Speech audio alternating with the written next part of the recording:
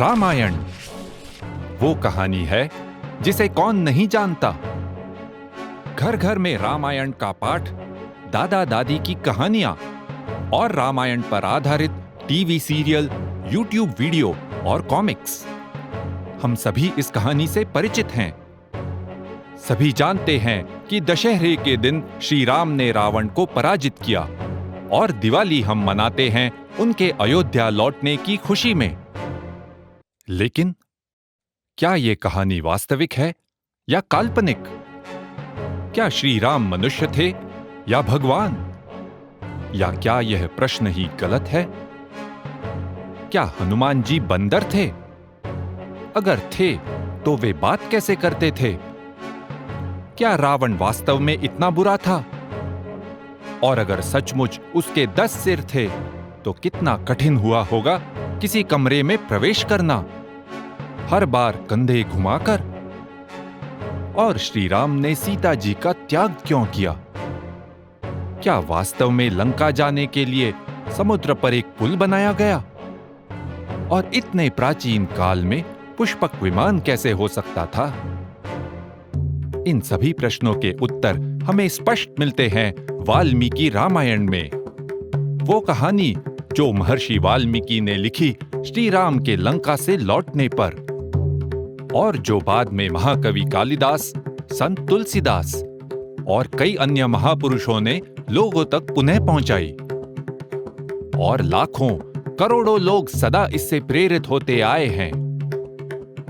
अगर मैं आपसे आग्रह करूं कि आइए साथ मिलकर वाल्मीकि रामायण पढ़ें, तो कदाचित आप सोचेंगे ये तो संस्कृत में है, एक श्लोक पढ़ा नहीं जाता। यहां तो 24,000 श्लोक और 500 सर्ग हैं। और कुछ लोगों के मन में ऐसा भी विचार आ सकता है, इन धार्मिक चीजों से हमारा कोई लेना देना नहीं। लेकिन वाल्मीकि रामायण को केवल किसी धर्म से जुड़ी हुई पुस्तक कहना उचित नहीं है, क्योंकि धर्म शब्द का अर्थ काल के साथ बहुत बदल गया है। और फिर वाल्मीकि जी ने स्वयं ही स्पष्ट बताया है कि वे एक महान पुरुष के बारे में लिख रहे हैं, जिनका जीवन ही हमारे सामने एक आदर्श बनकर हमें प्रेरणा देता है। वाल्मीकि जी कहते हैं, ये तो श्री राम का जीवन चरित्र है, जीवन वृत्तांत है। रामस्य चरितम कुरु, रामस्य वृत्तम कथय।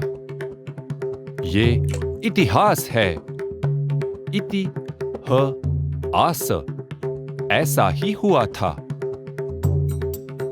लेकिन फिर भी कभी कभी अंग्रेजी के प्रभाव के कारण मन में प्रश्न उठता है कि रामायण और महाभारत को तो माइथोलॉजी कहा जाता है, और माइथोलॉजी मुख्यतः काल्पनिक होती है। कोई कहता है रामायण वास्तविक है और कोई कहता है कि यह काल्पनिक है। सच क्या है? तो आप ही बताइए। लेकिन निर्णय लेने से पहले सुन तो लीजिए वाल्मीकि जी ने कहा क्या है, और आप उनकी बात उन्हीं के शब्दों में सुन सकते हैं इसी रामायण की श्रृंखला में। ये श्रृंखला गीता प्रेस गोरखपुर द्वारा प्रकाशित वाल्मीकि रामायण पर आधारित है। तो आइए पढ़ें इस आदि काव्य को, देखते हैं सबसे प्राचीन मूल रामायण में लिखा क्या है। लेकिन 24,000 श्लोक, इतने विस्तार से लिखी गई कहानी को समझना कठिन हो सकता है। हमारी सुविधा के लिए कहानी के आरंभ में ही वाल्मीकि जी ने सारांश दिया है, जिसे हम देखेंगे अगले एपिसोड में। इति ह आस, ऐसा ही हुआ था।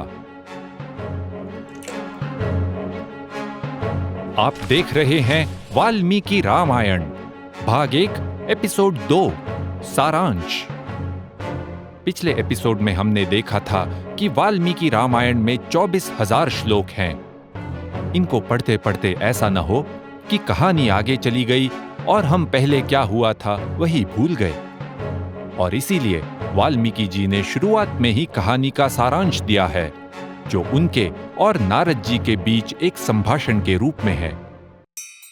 पहले ही सर्ग के दूसरे श्लोक में वाल्मीकि जी पूछते हैं, कोन्वस्मिन् साम्प्रतं लोके गुणवान कश्च वीर्यवान धर्मज्ञश्च कृतज्ञश्च सत्यवाक्यो दृढ़व्रतः। इस समय संसार में गुणवान, वीर्यवान, सत्यवादी, धर्म को जानने वाला, उपकार मानने वाला तथा दृढ़ प्रतिज्ञा करने वाला कौन है? वाल्मीकि जी ने सांप्रतम शब्द का प्रयोग किया है, जिसका अर्थ है इस समय। वे एक समकालीन व्यक्ति के बारे में पूछ रहे हैं। और फिर एतदिच्छाम्यहं श्रोतुम परम कौतूहलम हि मे महर्षे त्वं समर्थोसि ज्ञातुमेवं विधम नरम। हे महर्षि, मुझे ये सुनने की बड़ी उत्सुकता है। आप ही ऐसे पुरुष को जान सकते हैं। यहां वाल्मीकि जी ने नरम कहा है।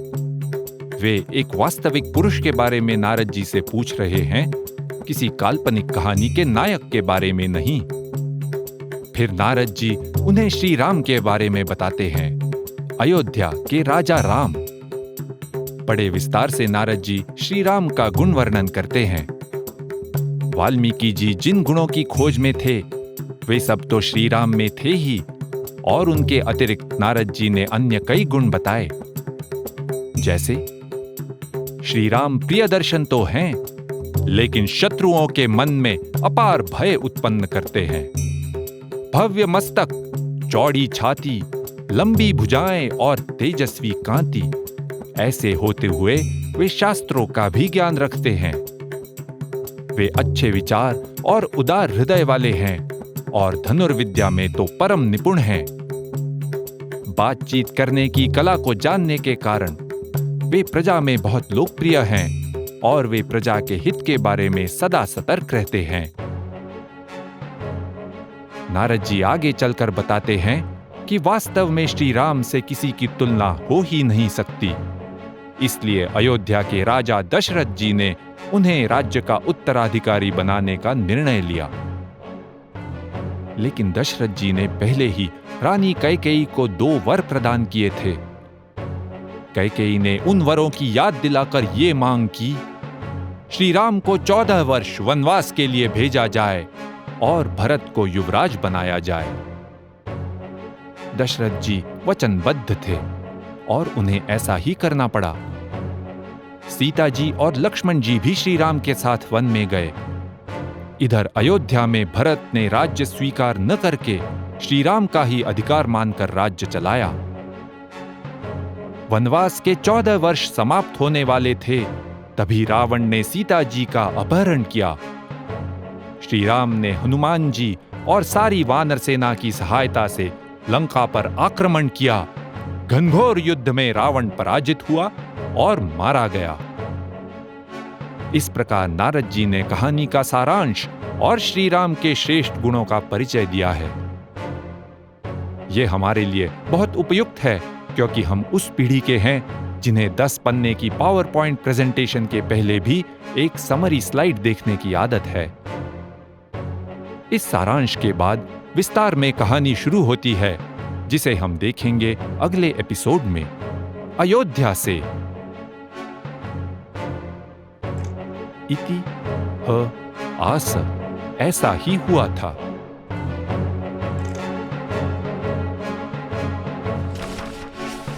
आप देख रहे हैं वाल्मीकि रामायण भाग 1 एपिसोड 3 अयोध्या, दुनिया की सबसे भव्य और महान नगरी। जी हां, आपने सही सुना, लेकिन हम आज की बात नहीं, हजारों साल पहले की बात कर रहे हैं। वाल्मीकि जी ने सरयू नदी के दक्षिणी तट पर स्थित इस महानगरी का वर्णन इस प्रकार किया है। आयता 10 च 2 च योजनानि महापुरी, श्रीमती त्रीणि विस्तीर्णा सुविभक्त महापथा। ये विशाल समृद्ध महानगरी, जिसमें राजमार्ग और अन्य मार्गों की सुयोजना थी, 12 योजन लंबी और 3 योजन चौड़ी थी।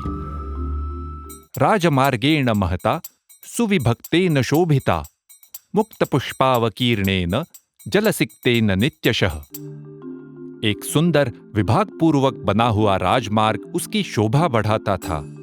उस पर फूल बिखरे रहते थे तथा प्रतिदिन उस पर जल का छिड़काव होता था।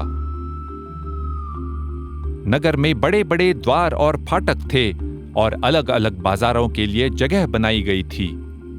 आधुनिक भाषा में इसे नागरी विभाजन, अर्बन जोनिंग कहेंगे। वहां के प्रासाद बाहर और अंदर से अत्यंत सुंदर थे। बहुत से श्रेष्ठ पुरुष वहां निवास करते थे। वे महल रत्नों से सजाए हुए थे। सुरक्षा के लिए अयोध्या के चारों ओर एक गहरी खाई बनाई गई थी। हर प्रकार के यंत्र और अस्त्र शस्त्र संचित थे। सैकड़ों शतघ्नियां थीं। शतघ्नि शतसंकुलाम।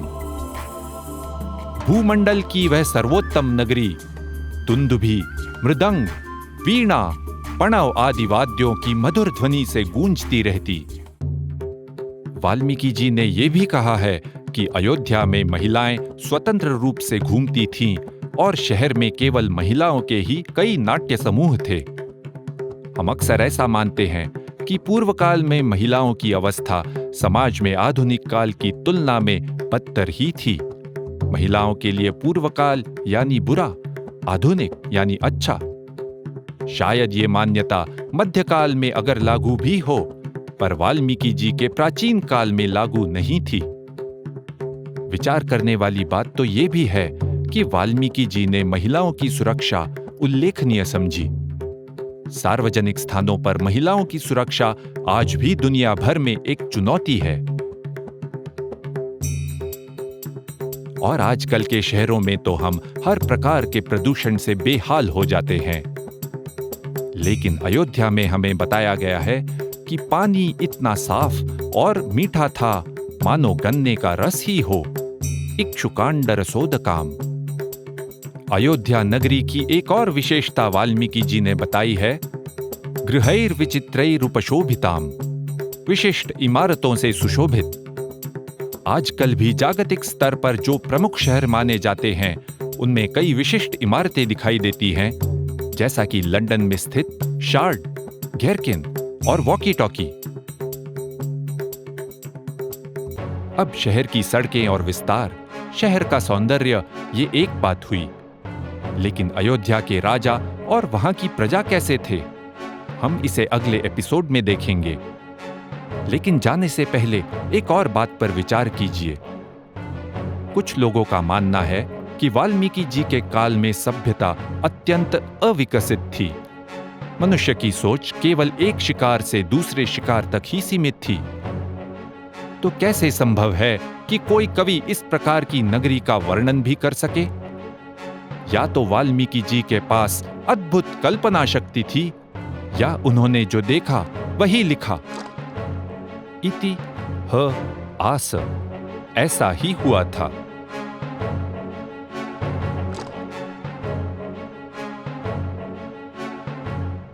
आप देख रहे हैं वाल्मीकि रामायण भाग 1 एपिसोड 4, अयोध्या का जीवन। पिछले एपिसोड में वाल्मीकि जी ने हमें जगत की सबसे भव्य और महान नगरी अयोध्या का परिचय दिया। अब देखते हैं कि अयोध्या के राजा और प्रजा के बारे में उन्होंने क्या कहा है। महाराज दशरथ अयोध्या के चक्रवर्ती और महापराक्रमी राजा थे। दशरथ जी का लोकप्रिय चित्रण कुछ हद तक एक कमजोर, भावुक व्यक्ति के रूप में है, लेकिन वाल्मीकि जी ने उनका वर्णन कुछ अलग किया है। दूरदर्शी, बलवान और निहता मित्र, शत्रुओं का अंत करने वाले। दशरथ शक्तिशाली होते हुए भी अत्यंत लोकप्रिय थे, पौरजानपद प्रिय और वेदविद, विद्वान। वाल्मीकि जी के अनुसार लोगों को डराकर बलपूर्वक शासन करने वाला राजा आदर्श नहीं था, बल्कि वह आदर्श राजा था जिसके लिए प्रजा का प्रेम ही बल हो। दशरथ जी की विद्वत्ता का भी बार बार उल्लेख किया गया है, यहां तक कि उन्हें राजर्षि भी कहा है। अब अयोध्या में नागरिक कैसे थे? आनंदित, संतुष्ट, सुशिक्षित,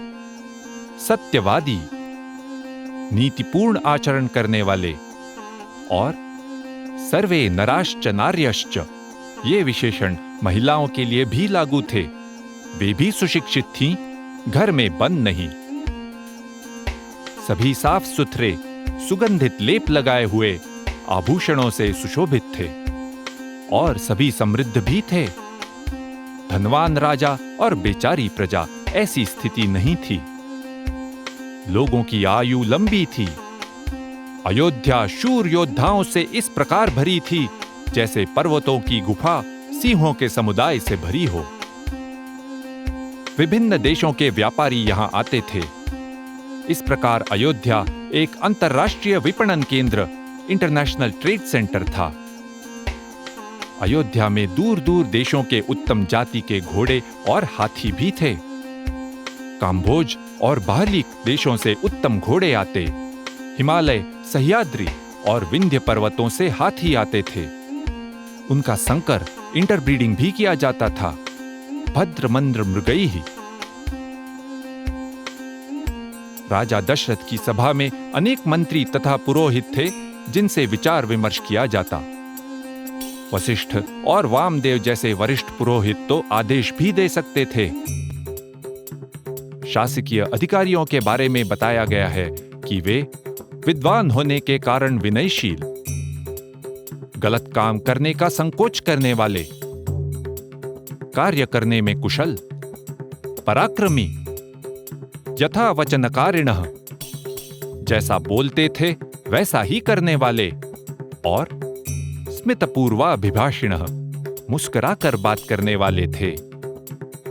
क्रियमाणं कृतं वापि चारेणापि चिकीर्षितम्। वे कुशल प्रबंधक थे जो जानते थे कौन सा कार्य स्वयं करना आवश्यक है और कौन से कार्य करवाना उपयुक्त है। भाई वाह, बॉस हो तो ऐसा। और बड़ी महत्वपूर्ण बात, प्राप्त कालम तुते दंडम धारयेयुस्सुतेष्वपि। समय आने पर अपने पुत्र को भी दंड देने वाले थे। सरकारी अफसरों के कुछ बिगड़े बेटों की धमकियां, तू जानता नहीं मैं कौन हूं, ये अयोध्या में सुनाई देने की संभावना ही नहीं थी। शासकीय अधिकारी बिना कारण कठोरता से बर्ताव नहीं करते थे और एक ही न्याय सबके लिए लागू था। ये बात स्पष्ट होती है कि उस समय की शासन व्यवस्था उच्च कोटि की थी, प्राथमिक नहीं। प्रजाजनों की समृद्धि, ज्ञान, नीतिमत्ता और शुचिता के बारे में तो वाल्मीकि जी कहते हुए थकते नहीं।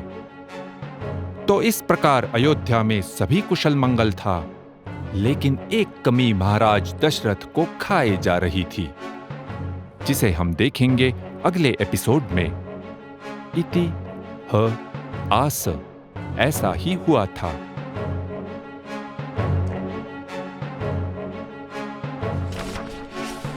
आप देख रहे हैं वाल्मीकि रामायण भाग 1 एपिसोड 5 यज्ञ।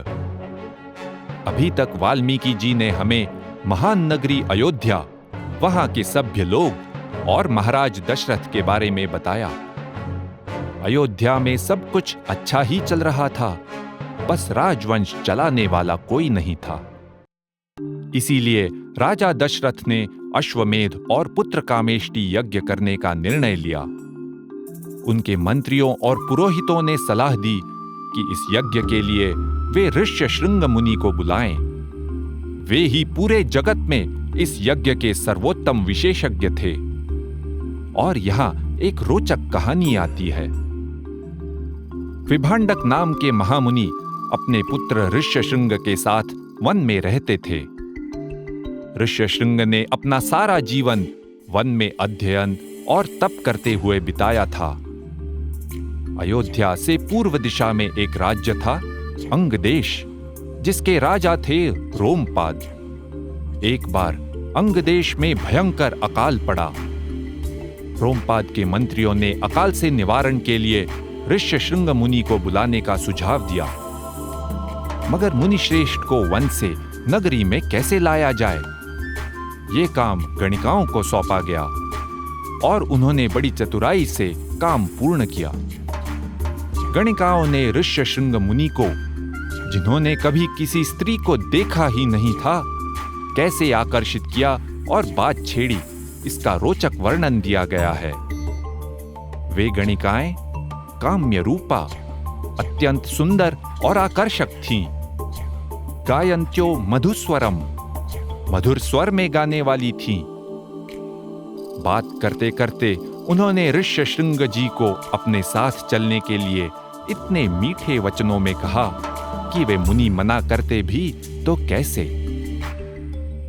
वे मुनि अंग देश में आए और फिर बरसात भी आई।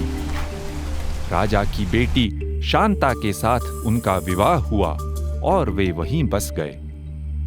कुछ समय बीत गया। महाराज दशरथ ने अंग देश में आकर ऋष्यशृंग जी को यज्ञ के लिए आमंत्रित किया। ऋषि ने उसे स्वीकारा और वे शांता के साथ अयोध्या में आए। उन्होंने महाराज दशरथ से कहा, अश्वमेध का घोड़ा रक्षकों के साथ भेज दिया जाए।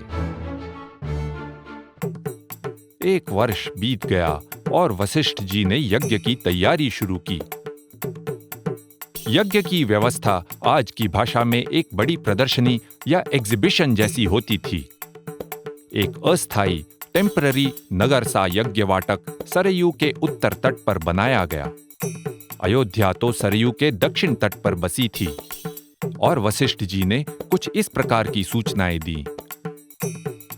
एक विशाल यज्ञवाटक बनाया जाए जिसमें हजारों लोगों के रहने की सुविधा हो।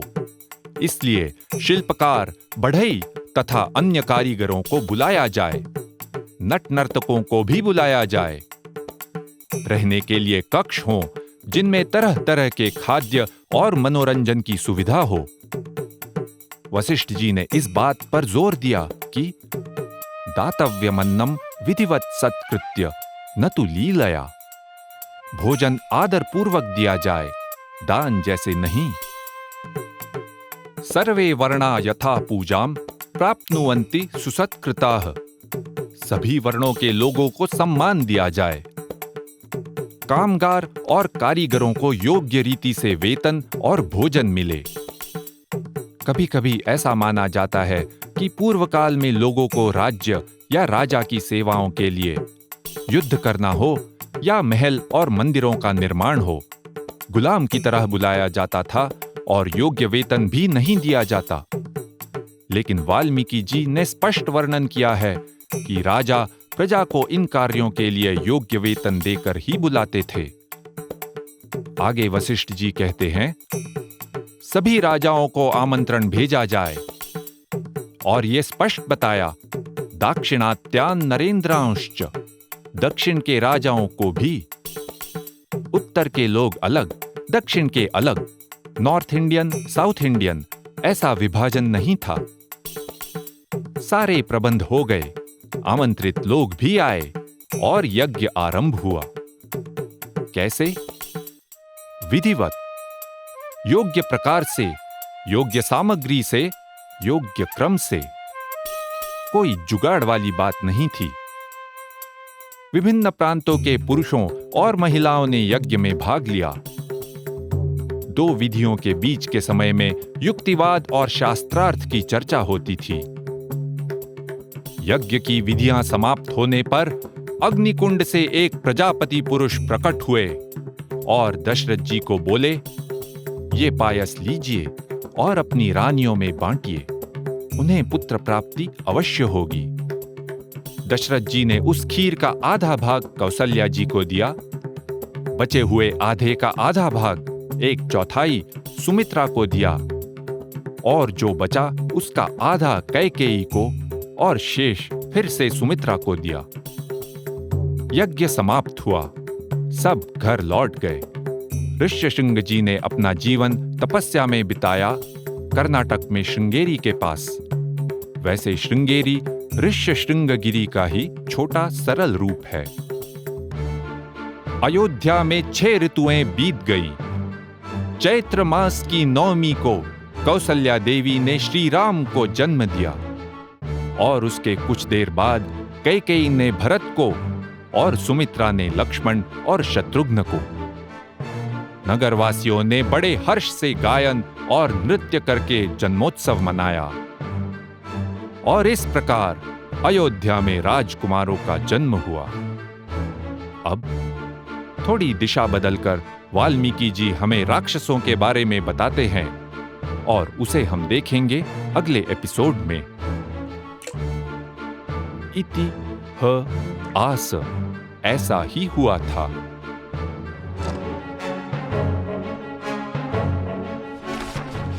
आप देख रहे हैं वाल्मीकि रामायण भाग 1 एपिसोड 6 राक्षस। पिछले एपिसोड में हमने यज्ञ और चारों राजकुमारों के जन्म का वृत्तांत सुना। एक ओर अश्वमेध और पुत्रकामेष्टि यज्ञ चल रहे थे। उसी समय वाल्मीकि जी हमें बताते हैं कि देव, गंधर्व और ऋषि मुनि ब्रह्मा जी के पास गए और उन्हें बताया कि वे किस प्रकार राक्षसों से त्रस्त थे। विशेषतः रावण नाम का राक्षस उन्हें बहुत पीड़ा दे रहा था। मैं कुछ पूछूं? हाँ, बोलो। पहले एपिसोड में हमने देखा कि रामायण को इतिहास कहते हैं, तो फिर यहाँ अचानक देव गंधर्व कहाँ से आ गए? कॉमिक्स में तो इन्हें आकाश में उड़ते हुए, बादलों पर बैठे हुए दिखाया जाता है। इतिहास में ये कैसे संभव है? अच्छा हुआ जो तुमने पूछा। तो फिर थोड़ी देर कहानी को छोड़कर इतिहास की परिभाषा देखते हैं। धर्मार्थ काम मोक्षाणाम उपदेश समन्वितम पूर्ववृत्तम कथायुक्तम इतिहासम प्रचक्षते। पहली पंक्ति देखो, जिससे हमें धर्म, अर्थ, काम और मोक्ष के विषय में मार्गदर्शन मिलता है, अर्थात किसी भी अच्छे उद्देश्य के लिए मार्गदर्शन। इसके आगे पूर्ववृत्तम, जो पहले हो चुका है, कथायुक्तम, और जो कहानी के रूप में बताया गया हो, इतिहासम प्रचक्षते, उसे इतिहास कहते हैं। या ऐसा भी कहें, इतिहास में वास्तविक घटनाएं कथा के रूप में होती हैं। वाल्मीकि जी ने कहानी को रोचक बनाने के लिए वास्तविक घटनाओं को कुछ अलंकृत किया है, सजाया है। हमें याद रखना चाहिए कि ये पूर्ववृत्तम कथायुक्तम है। पिछले एपिसोड में अग्नि से एक पुरुष प्रकट हुए, ये कथायुक्त भाग है। तथ्य यही है कि अश्वमेध और पुत्रकामेष्टि यज्ञ में कुछ औषधि द्रव्य बनाए गए, जिनसे गर्भ धारणा संभव हुई और बालकों का जन्म हुआ।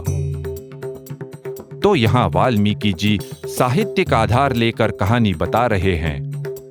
यज्ञ में एकत्रित हुए प्रतिष्ठित व्यक्तियों के मन में जो विचार आए होंगे, उन्हें ब्रह्मा जी और अन्य देवताओं के संभाषण के रूप में व्यक्त किया गया है।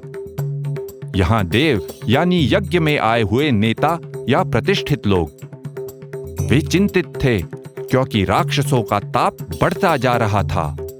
उसको जड़ से उखाड़ना आवश्यक था। फिर देवों ने ब्रह्मा जी को बताया कैसे रावण उन्हें पीड़ा दे रहा था। उसे अजेय होने का वर मिला था। उसके सामने सब डर से कांपते थे। नयनम सूर्यः प्रतपति पार्श्वे वाति न मारुतः चलोर्मिमाली तम दृष्ट्वा समुद्रोपि न कंपते। सूर्य उसे ताप नहीं पहुंचा सकता, वायु उसके पास जोर से चलती नहीं, तथा जिसकी चंचल तरंगें सदा ऊपर नीचे होती रहती हैं, वह समुद्र भी रावण को देखकर भय के मारे स्तब्ध सा हो जाता है। न कंपते। वाल्मीकि जी का काव्य देखिए, लोग डर से कांपते हैं और सदा चंचल समुद्र स्तब्ध सा हो जाता है। ब्रह्मा जी ने कहा कि भले ही रावण को वर मिला हो जिससे वो जीता नहीं जा सकता, लेकिन एक उपाय है। वर मांगते समय रावण ने पृथ्वी के सभी प्राणियों से अजेयता मांगी, केवल मनुष्य से नहीं, क्योंकि मनुष्य की शक्ति को वो तुच्छ मानता था। इसलिए वो मनुष्य के हाथों ही मारा जाएगा। यही एक मार्ग है। उसी समय विष्णु जी आए और उन्होंने रावण को मारने का वचन देकर सबको सांत्वना दी। उन्होंने कहा कि वे महाराज दशरथ के पुत्रों के रूप में जन्म लेंगे।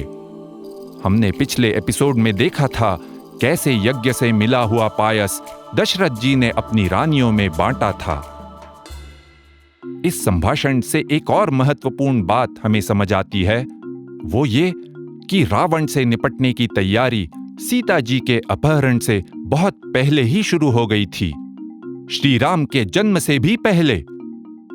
तो ऐसा कहना संपूर्णतः गलत है कि रामायण केवल दो राजाओं के बीच एक युद्ध की कहानी है और उनका वैर तब शुरू हुआ जब एक ने दूसरे की पत्नी का अपहरण किया। अब राक्षसों के नकारात्मक नेगेटिव चित्रण के बारे में किसी के मन में ऐसा भी आ सकता है, हाँ, जो जीतने वाले पक्ष का कवि है वो हारने वाले की तो निंदा ही करेगा। लेकिन हम आगे देखेंगे कि वाल्मीकि जी रावण की सराहना भी करते हैं। रावण की लंका का सुंदर वर्णन उन्होंने किया है। मध्यकाल के राजाओं के दरबार में कुछ ऐसे कवि हुआ करते थे जो सदा राजा का गुणगान ही गाते। स्तुति करके वे राजा से सोने के सिक्कों से भरा बटुआ पाते और अगर वे राजा की निंदा करते तो अपने आप को ही कारागृह में पाते। वाल्मीकि जी का न तो काल ऐसा था और न वे स्वयं ऐसे कवि थे। वाल्मीकि जी महर्षि थे। उनका आश्रम दशरथ जी के राज्य से बाहर था। दशरथ जी की सभा में भी जो ऋषि पुरोहित थे वे राजा के अधीन नहीं थे। उन्हें डराकर या प्रलोभन देकर अपनी स्तुति लिखवाना संभव नहीं था। वाल्मीकि जी ने राजा का स्तुति पाठ नहीं, इतिहास लिखा है, पूर्ववृत्तम कथायुक्तम। राक्षसों के बाद अब हमारा परिचय होगा वानरों से। क्या वे सचमुच बंदर थे? देखते हैं अगले एपिसोड में। इति ह आस, ऐसा ही हुआ था।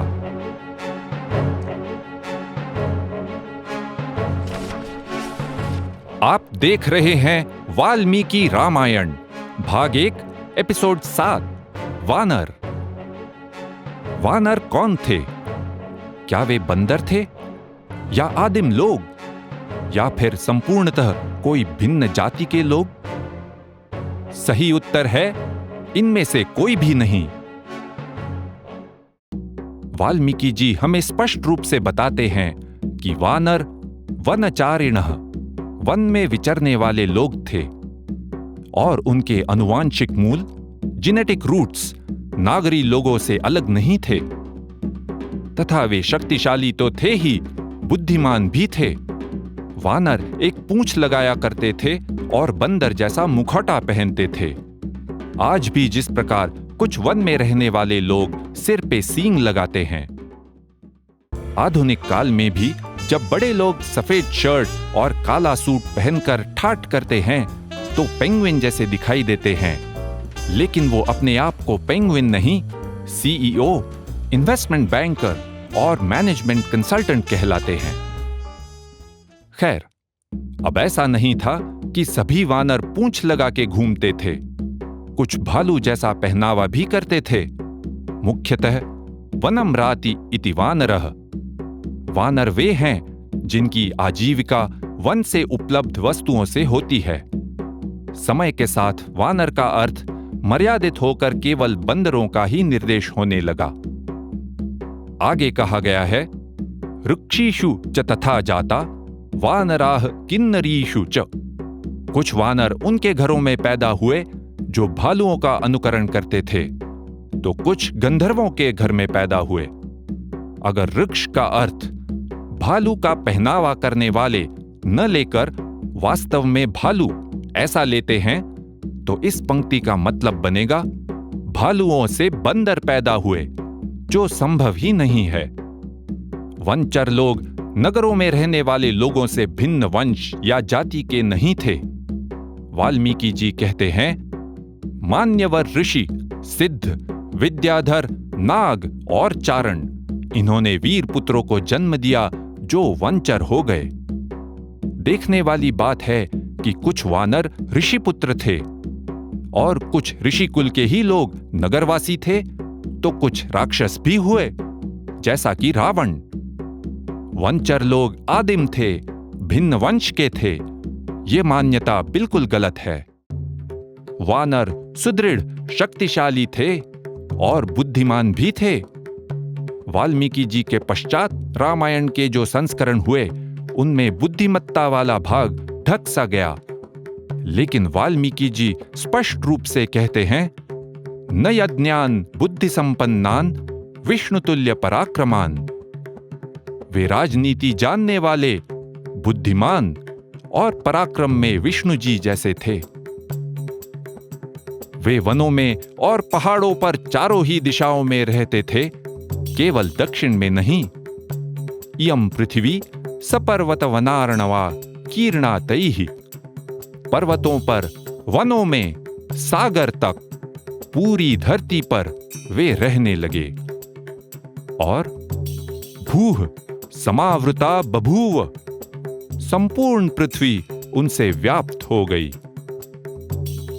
बड़े दुर्भाग्य की बात है कि आजकल रामायण के वानरों को बंदरों के रूप में ही दर्शाया जाता है। कॉमिक्स, कार्टून्स या रामायण के वीडियो जहां भी देखिए। लेकिन पूर्व काल के लोगों में यह उलझन नहीं थी। उदाहरण के रूप में एलोरा और अंकोर वाट की शिल्प कृतियों में हनुमान जी और अन्य वानर आकार में श्री राम और लक्ष्मण जैसे ही देखे जाते हैं, केवल उनकी पूंछ और मुखौटा भिन्न है। अब वाल्मीकि जी हमें वानरों के कुछ नेताओं का परिचय देते हैं, जो आगे चलकर इस कथा में महत्वपूर्ण भूमिका निभाएंगे। वाली, सुग्रीव, तारा, नल, नील और हनुमान जी। हनुमान जी किष्किंधावासी यानी कर्नाटक राज्य से, लेकिन पूरे भारत में ऐसी लोकप्रियता जिसकी कोई तुलना नहीं। हनुमान चालीसा हो या अन्य भाषाओं में हनुमान जी के स्तोत्र, हजारों लोग उनका नित्य स्मरण करते हैं, विशेषतः किसी संकट के समय या जब साहस से कुछ करना हो। तो इस प्रकार अयोध्या से बाहर निकलकर हमारा परिचय राक्षसों और वानरों से हुआ। अगले एपिसोड में हम फिर नगर में लौट आएंगे। अयोध्या में जीवन सुरक्षित, समृद्ध और सुखरूप चल रहा था, लेकिन आतंकवाद के रूप में खतरों के बादल पास मंडराने लगे थे। इति ह आस, ऐसा ही हुआ था।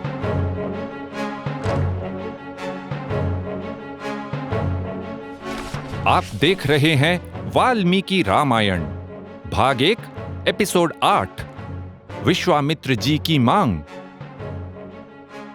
देखते देखते चारों भाई राम, लक्ष्मण, भरत और शत्रुघ्न बड़े हो गए। उनका पालन किस तरह हुआ उसके बारे में वाल्मीकि जी ने बताया है। सर्वे वेद विदः शूरा सर्वे लोकहिते रताः। चारों शूरवीर और वेदों के विद्वान थे। वे प्रजा के कल्याण में लगे रहते थे। राजकुमारों के लिए युद्ध शास्त्र की शिक्षा तो अनिवार्य होती है, और वे चारों मनुज व्याघ्राः धनुर्वेदे च निष्ठिताः। मनुष्यों में परम श्रेष्ठ थे, धनुर्वेद के अभ्यास में लगे रहते थे। मगर उनके लिए शास्त्रों का अध्ययन भी उतना ही आवश्यक था। सर्वे ज्ञानोपसंपन्नाः वैदिकाध्ययने रताः। वे सब ज्ञान से संपन्न थे और वेदों का अध्ययन करते थे। सब प्रकार के अभ्यास और शिक्षा का एक ही उद्देश्य था, प्रजा का पालन उत्तम रीति से हो। फिर एक दिन महर्षि विश्वामित्र राजा दशरथ की सभा में पधारे। दशरथ हर्षित हुए। उन्होंने अपने आप को धन्य माना। कुछ देर कुशल मंगल पूछने के बाद दशरथ बोले, ब्रूहि यत् प्रार्थितम तुभ्यम कार्यमागमनम प्रति। कहिए, मैं आपकी क्या सेवा कर सकता हूं? आप संकोच न कीजिए। कुछ संभव है या नहीं, ऐसा विचार न करके अपने मन की बात कहिए। करता चाहम शेषेण। आप जैसा कहेंगे वैसा ही करूंगा। विश्वामित्र जी बोले, 2 राक्षस हैं, मारीच और सुबाहु। वे मेरे यज्ञ में बाधा डाल रहे हैं। यज्ञ की वेदी पर वे रक्त और मांस की वर्षा करते हैं। वे दोनों वीर्यवंतौ सुशिक्षितौ, बलवान और प्रशिक्षित हैं। यज्ञ के चलते हुए विश्वामित्र जी स्वयं कुछ नियमबद्ध थे। राक्षसों से निपटने का कार्य उनके लिए वर्जित था। इसलिए वे चाहते थे कि श्री राम उनके साथ चलकर ये काम पूर्ण करें। और उन्होंने आने वाले गंभीर संकट की चेतावनी देते हुए कहा, यदि तुम चाहते हो कि लोग शांति से धर्माचरण करते रहें, तो राम को मेरे साथ अवश्य भेजोगे। क्योंकि विश्वामित्र जी जानते थे कि अगर राक्षसों का उपद्रव समय पर नहीं रोका गया तो समस्या अत्यंत गंभीर हो सकती थी। उन्होंने आगे ये भी बताया कि इस उपद्रव का सूत्रधार रावण ही है। वही राक्षसों को भड़काकर समाज में अशांति पैदा करने पर तुला है। दशरथ हड़बड़ा गए, अचेत से हुए। ऊन 16 वर्षो में रामो, मेरा राम तो 16 वर्ष का भी नहीं है। न युद्ध योग्यतामस्य पश्यामि सह राक्षसैः, राक्षसों का सामना कैसे कर पाएगा? वे युद्ध के नियमों का पालन नहीं करते। वे कूट योद्धा हैं, छल कपट से युद्ध करते हैं, आतंकवादियों की तरह। दशरथ जी की झिझक वाल्मीकि जी ने विस्तार से बताई है। पहले तो उन्होंने श्री राम को भेजने से इनकार किया, फिर मैं स्वयं सेना के साथ आता हूं ऐसा कहा, लेकिन अंततः राक्षसों से युद्ध करने में अपनी असमर्थता व्यक्त की। लगता है दशरथ जी वृद्धावस्था में अपना आत्मविश्वास कुछ खो बैठे थे, क्योंकि शुरुआत में तो हमने उन्हें एक बलवान और दूरदर्शी राजा के रूप में देखा था। इस इनकार से विश्वामित्र जी इतने क्रोधित हुए कि पृथ्वी हिलने लगी। चचाल वसुधा। लेकिन वे न तो रोष से बोले और न ही उन्होंने कोई श्राप दिया। संयम दर्शाते हुए वे बोले, यदीदम ते क्षमम राजन गमिष्यामि यथागतम। अगर यही तुम उचित समझते हो तो मैं जैसे आया था वैसे ही चला जाऊंगा। लेकिन फिर उपरोध से बोले, फुल ऑफ सार्केज्म, मिथ्या प्रतिज्ञ का कुत्स्थ सुखी भव सबांधवः। हे ककुत्स्थ कुल के रत्न, तुम अपनी प्रतिज्ञा झूठी करके अपने परिवार के साथ ही सुखी रहो। विश्वामित्र जी जानते थे कि दशरथ अगर ऐसा करते तो उनके कुल का अंत दूर नहीं था। कुलस्यास्य विपर्ययः। अब वशिष्ठ जी आगे आए, जो सब पहलुओं पर सोच विचार करके राजा को सही मार्गदर्शन दे सकते थे। विश्वामित्र जी की अनेकों उपलब्धियों के बारे में उन्होंने दशरथ जी को बताया। उनके साथ रहकर राम बहुत कुछ सीख सकते हैं। उनको ऐसे अस्त्रों और शस्त्रों का ज्ञान है जिन्हें और कोई नहीं जानता। वशिष्ठ जी ने आगे कहा, विश्वामित्र जी स्वयं ही राक्षसों से निपट सकते हैं, लेकिन वे राम के भले के लिए ही उन्हें ले जाना चाहते हैं। उन्होंने ये विश्वास दिलाया कि विश्वामित्र जी के साथ होते राम को कुछ नहीं होगा। अंत में उन्होंने दशरथ जी को अपने वचन की भी याद दिलाई और इसलिए वशिष्ठ जी ने आग्रह किया कि दशरथ श्री राम को महर्षि के साथ निस्संदेह भेजें। दशरथ जी मान गए। तो इस प्रकार सभी वरिष्ठ लोगों का यह मानना हुआ कि एक 16 वर्ष के युवक को भयानक आतंकवादियों से लड़ने के लिए भेजा जाए। 16 वर्ष, समझिए 10वीं कक्षा का युवक। और हां, उसकी सहायता के लिए उसके छोटे भाई को साथ भेज दिया। समय समय की बात है। इति ह आस, ऐसा ही हुआ था।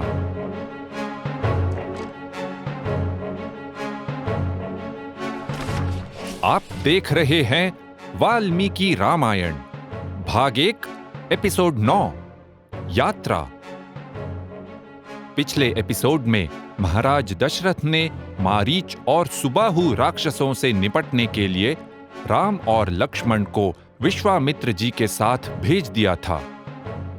इस यात्रा में राम और लक्ष्मण को विश्वामित्र जी ने अनेक प्रकार की शिक्षा प्रदान की। कई मंत्र, अस्त्र और शस्त्र सिखाए। विभिन्न प्रांतों से घूमते हुए राम और लक्ष्मण जिज्ञासु युवकों की भांति प्रश्न पूछते और साक्षात ज्ञान के भंडार स्वरूप विश्वामित्र जी उनका उत्तर देते।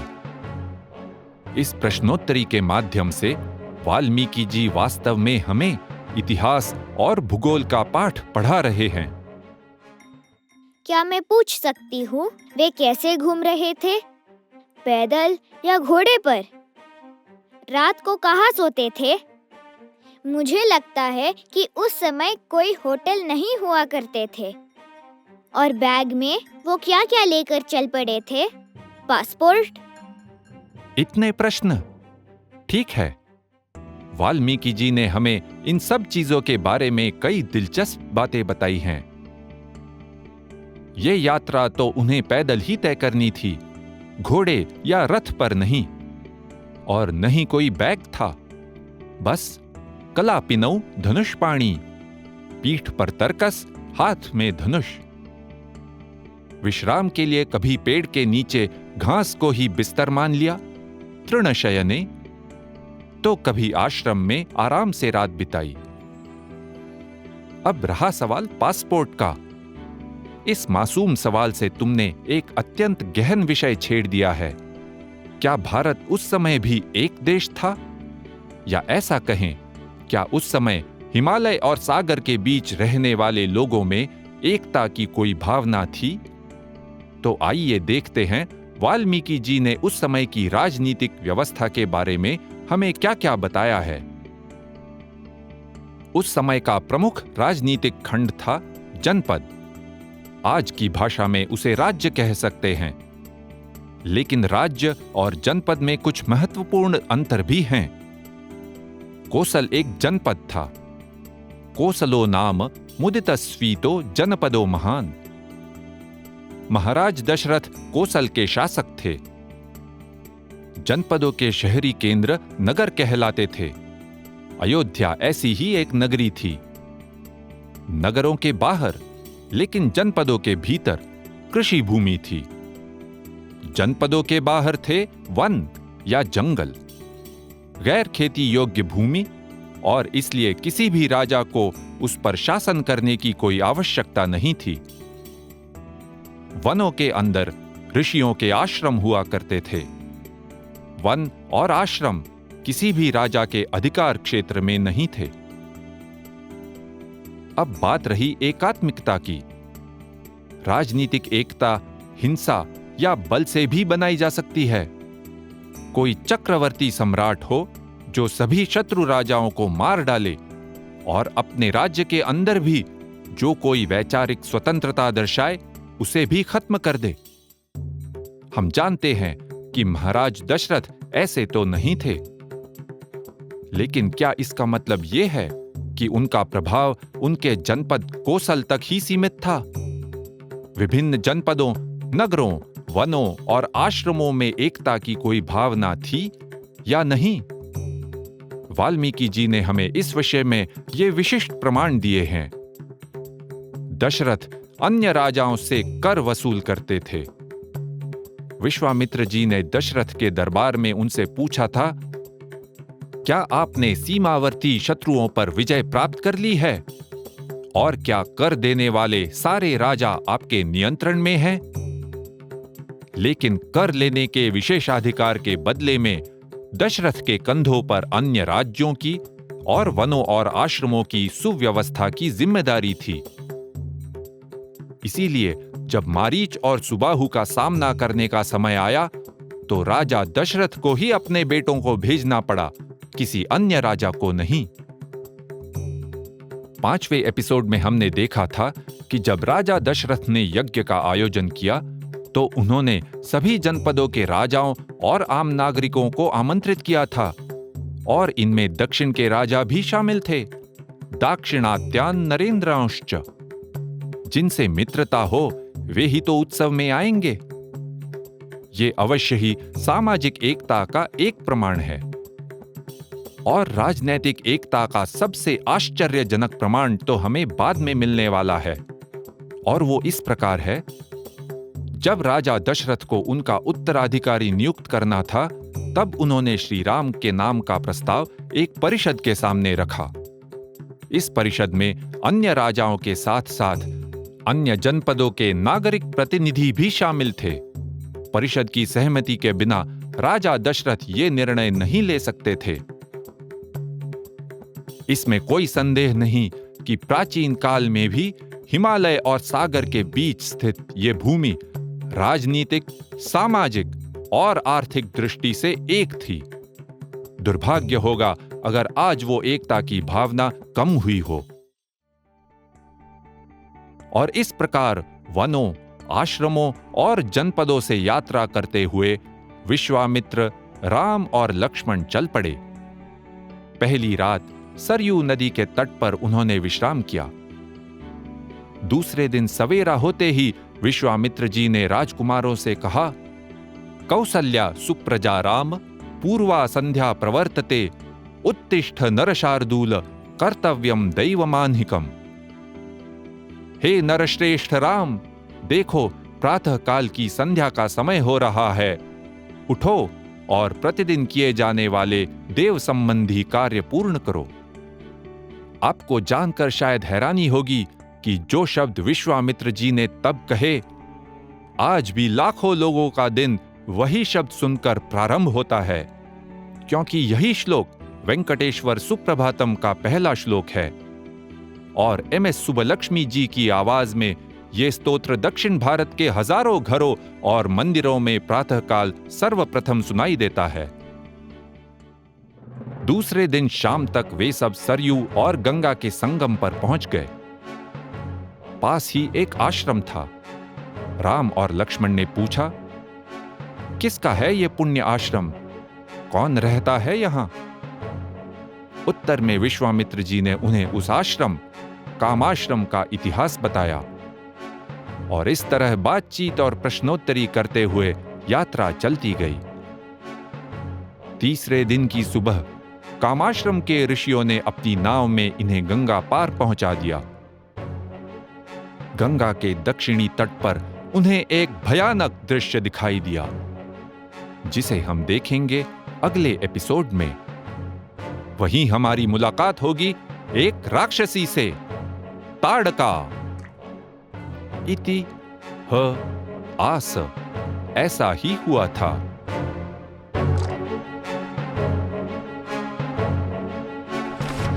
आप देख रहे हैं वाल्मीकि रामायण भाग 1 एपिसोड 10, ताड़का। जैसा कि हमने पहले देखा, तीसरे दिन की सुबह श्री राम, लक्ष्मण और विश्वामित्र जी गंगा के दक्षिणी तट पर पहुंचे। वहां उन्हें एक भयानक दृश्य दिखाई दिया। वहां का जंगल आकाश में चीखने वाले पक्षियों से, घातक कीड़ों से और भयंकर जानवरों से भरा हुआ था। चारों ओर तबाही का माहौल था। श्री राम ने पूछा, ये सब ऐसा क्यों है? विश्वामित्र जी ने उत्तर दिया, श्रूयताम यस्यैतद् दारुणं वनम। मैं बताता हूं ये भयानक जंगल किसका है। सुनो, यहां 2 समृद्ध जनपद मलद और करुष हुआ करते थे। एक शूर, कुलीन और धनवान सुकेतु नामक महायक्ष यहां रहता था। सुकेतु की एक रत्न समान कन्या थी, कन्या रत्नम। नाम था ताटका, जिसे हम ताड़का भी कहते हैं। ताड़का युवावस्था में रूप से संपन्न तो थी ही, रूप यौवनशालिनीम, लेकिन वो बहुत शक्तिशाली भी थी। उसे एक बेटा हुआ, मारीच, समय के साथ वो क्रूर हो गई और उसने जनपदों के लोगों को परेशान करना शुरू कर दिया। एक दिन तो उसने मारीच के साथ अगस्त्य मुनि के आश्रम पर हमला कर दिया। उस समय अगस्त्य जी का आश्रम इसी प्रांत में हुआ करता था। अगस्त्य मुनि ने ताड़का और मारीच को श्राप दिया कि वे राक्षस बन जाएं। वाल्मीकि जी द्वारा प्रयुक्त शब्द हैं राक्षसत्वम भजस्वेति। तुम राक्षसत्व से संपूर्ण हो जाओ। और इस प्रकार कन्या रत्न ताड़का बन गई राक्षसी ताड़का। गौर करें, ताड़का एक नारी थी जो अपने व्यवहार के कारण, किसी कुल में जन्म के कारण नहीं, एक राक्षसी बन गई। और इसका प्रांत दक्षिण में नहीं बल्कि गंगा जी के तट पर था। लगता है राक्षसों के विषय में हमारी कुछ मान्यताएं शायद ठीक न हो। ताड़का की मचाई हुई इस तबाही के कारण विश्वामित्र जी ने श्री राम को उसे मारने का निर्देश दिया। और विश्वामित्र जी ने यह भी सही अनुमान लगाया कि श्री राम एक स्त्री के ऊपर हथियार नहीं उठाएंगे। इसलिए उन्होंने स्पष्ट किया, नहीं ते स्त्री वध कृते घृणा कार्या। स्त्री हत्या का विचार करके इसके प्रति दया न दिखाना। राज्यभार नियुक्तानाम एष धर्मः सनातनः। अधर्म्याम जहि का कुत्स्थ धर्मो ह्यस्या न विद्यते। जिनके ऊपर राज्य पालन का उत्तरदायित्व हो, उनका तो ये सनातन धर्म है। हे राम, ताड़का में तो धर्माचरण है ही नहीं, उसे तुम मार डालो। और इसकी पुष्टि में विश्वामित्र जी ने स्त्रीवध के ऐतिहासिक उदाहरण भी दिए। श्री राम बोले, पिताश्री का आदेश तथा आप जैसे ब्रह्मवादी की आज्ञा का पालन करते हुए मैं ताड़का का वध अवश्य करूंगा।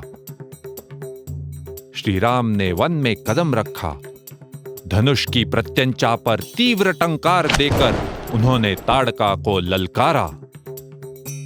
उसको सुनते ही क्रोध से अचेत सी हुई वह राक्षसी उस आवाज की दिशा में दौड़ी। क्रुद्धाम विकृताम विकृताननाम प्रमाणेनाति वृद्धाम।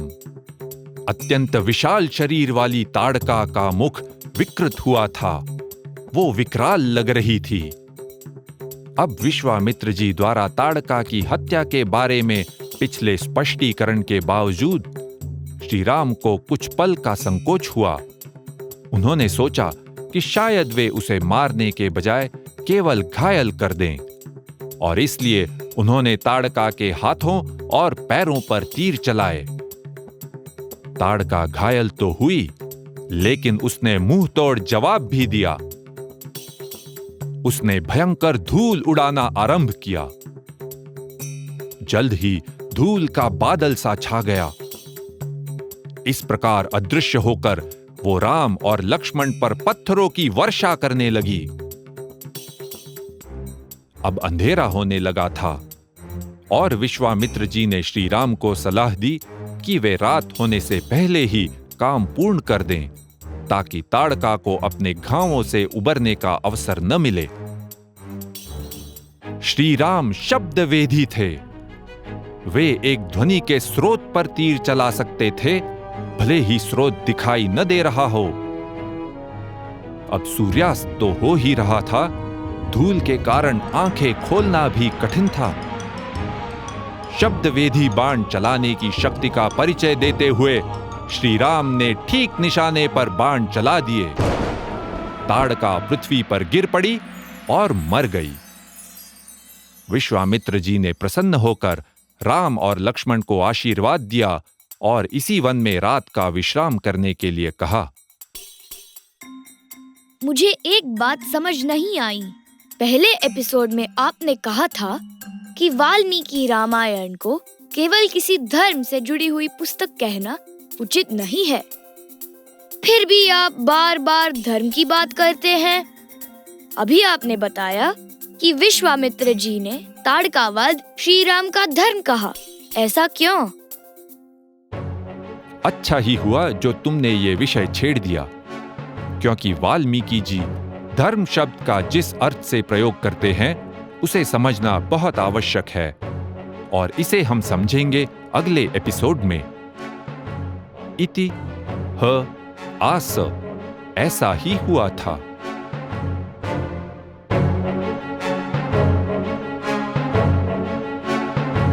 आप देख रहे हैं वाल्मीकि रामायण भाग 1 एपिसोड 11 आगे की यात्रा। पिछले एपिसोड में हमने धर्म शब्द के बारे में प्रश्न उठाया था, तो आइए देखते हैं वाल्मीकि जी ने धर्म शब्द का प्रयोग किस अर्थ से किया है, रिलीजन या योग्य आचरण। कई बार भाषा में शब्दों के अर्थ समय के साथ बदल जाते हैं, और धर्म शब्द की व्याप्ति तो बहुत बड़ी है। आजकल हम धर्म शब्द का प्रयोग रिलीजन यानी किसी श्रद्धा प्रणाली का अनुसरण इस अर्थ से करते हैं, लेकिन किसी शब्द के सही अर्थ को समझने के लिए संदर्भ देखना आवश्यक है। अब वाल्मीकि जी ने किस संदर्भ में धर्म का प्रयोग किया है उसे देखते हैं। विश्वामित्र जी ने जब श्री राम को अपने साथ भेजने के लिए दशरथ जी से कहा, तो दशरथ जी ने उनकी बात नहीं मानी। इस पर वशिष्ठ जी ने उन्हें इस प्रकार समझाया, इक्ष्वाकूणाम कुले जातः साक्षात् धर्म इवापरः धृतिमान सुव्रत श्रीमान न धर्मम हातुमर्हसि। आपका जन्म इक्ष्वाकु कुल में हुआ है। आपको साक्षात धर्म की मूर्ति माना जाता है। आप धैर्यवान हैं और व्रत का पालन करते हैं। आपको धर्म का त्याग नहीं करना चाहिए। और महाराज दशरथ बड़े धर्मात्मा हैं। ये बात तीनों लोकों में प्रसिद्ध है। इसलिए आप अपने धर्म का ही पालन कीजिए, अधर्म का भार सिर पर न उठाइए। और ताड़का वध के विषय में विश्वामित्र जी ने श्री राम से कहा था, जिनके ऊपर राज्य पालन का उत्तरदायित्व हो, उनका तो ये सनातन धर्म है। हे राम, ताड़का में तो धर्माचरण है ही नहीं, उसे तुम मार डालो। इन सभी पंक्तियों में धर्म शब्द से योग्य आचरण, कर्तव्य का पालन या नीति मार्ग पर चलना, यही सूचित होता है। लेकिन क्या करना योग्य है, ये कैसे समझा जाए? ये तो परिस्थिति पर निर्भर होगा। बिल्कुल सही कहा तुमने। योग्य आचरण समझने के लिए परिस्थिति देखना आवश्यक है। हमारे सामने कौन सा प्रसंग है और उसमें हमारी भूमिका क्या है। उदाहरण के लिए, विश्वामित्र जी एक समय में राजा हुआ करते थे। उस भूमिका में राक्षसों से निपटने के लिए शस्त्र उठाना उनके लिए केवल उचित ही नहीं, आवश्यक भी होता। पर अब वे राजा नहीं, एक ऋषि थे, और यज्ञ के चलते हुए शस्त्र उठाना उनका धर्म नहीं, श्री राम का धर्म था। लेकिन मैं ये कैसे समझूं कि मेरी भूमिका में सही आचरण क्या है और क्या गलत? किसी बात पर सोच विचार करके निर्णय तो तुम्हें स्वयं ही लेना पड़ेगा। विचार शक्ति तो है ही तुम्हारे पास। हाँ, मार्गदर्शन के लिए संतों और महापुरुषों का आदर्श हम अपने सामने रखते हैं, और इसीलिए तो हम श्री राम की कथा सुनते हैं। धर्म शब्द पर इस छोटी सी चर्चा के बाद हम लौट चलते हैं ताड़का वन में। ताड़का के साथ युद्ध करने के पश्चात राम और लक्ष्मण ने रात को उसी वन में विश्राम किया।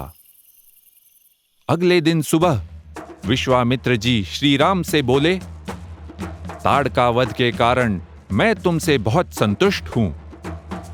प्रीत्या परमया युक्तो ददाम्यस्त्राणि सर्वशः। इसलिए बड़ी प्रसन्नता के साथ तुम्हें सब प्रकार के अस्त्र देता हूं।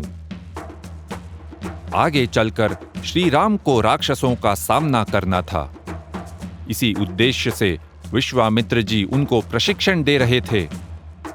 यात्रा के पहले ही दिन उन्होंने श्री राम को 2 मंत्र शक्तियां दी थीं, बला और अतिबला। अब उन्होंने राम और लक्ष्मण को विभिन्न अस्त्रों और शस्त्रों की शिक्षा दी। उन अस्त्रों की लंबी सूची वाल्मीकि जी ने दी है। दंड चक्र, धर्म चक्र, काल चक्र, विष्णु चक्र, वज्रास्त्र, धर्मपाश, कालपाश इत्यादि। ये सूची विस्तार से पूरे 2 सर्गों में दी गई है। कभी कभी तो केवल नाम ही नहीं, एक ही अस्त्र के अलग अलग मॉडल बताए हैं। अशनी द्वे प्रयच्छामि शुष्कार्द्रे। मैं तुम्हें 2 प्रकार की अशनियां देता हूं, सूखी और गीली। अब सोचने वाली बात है, वाल्मीकि जी इतने विस्तार से अस्त्रों के विषय में क्यों बताते हैं? अगर केवल कहानी ही सुनानी होती तो इतनी लंबी सूची देने की क्या आवश्यकता थी? सूचियों से कहानी रोचक नहीं बनती। इससे यह स्पष्ट होता है कि वाल्मीकि जी उस समय की घटनाओं और परिस्थिति का सही और संपूर्ण चित्र हमारे सामने रखना चाहते हैं, क्योंकि उन्होंने इतिहास लिखा है। अस्त्रों की शिक्षा पूरी हुई। विश्वामित्र जी और राम लक्ष्मण आगे बढ़े और कुछ समय में वातावरण पूर्ण रूप से बदल गया। भयानक लगने वाला ताड़कावन पीछे रह गया और सामने एक सुंदर आश्रम दिखाई दिया। पेड़ों से संपूर्ण आच्छादित पहाड़ियां, विचरते हुए हिरणों के समूह और आकाश में पक्षियों की मधुर ध्वनि। अत्यंत पावन और सुंदर वातावरण था।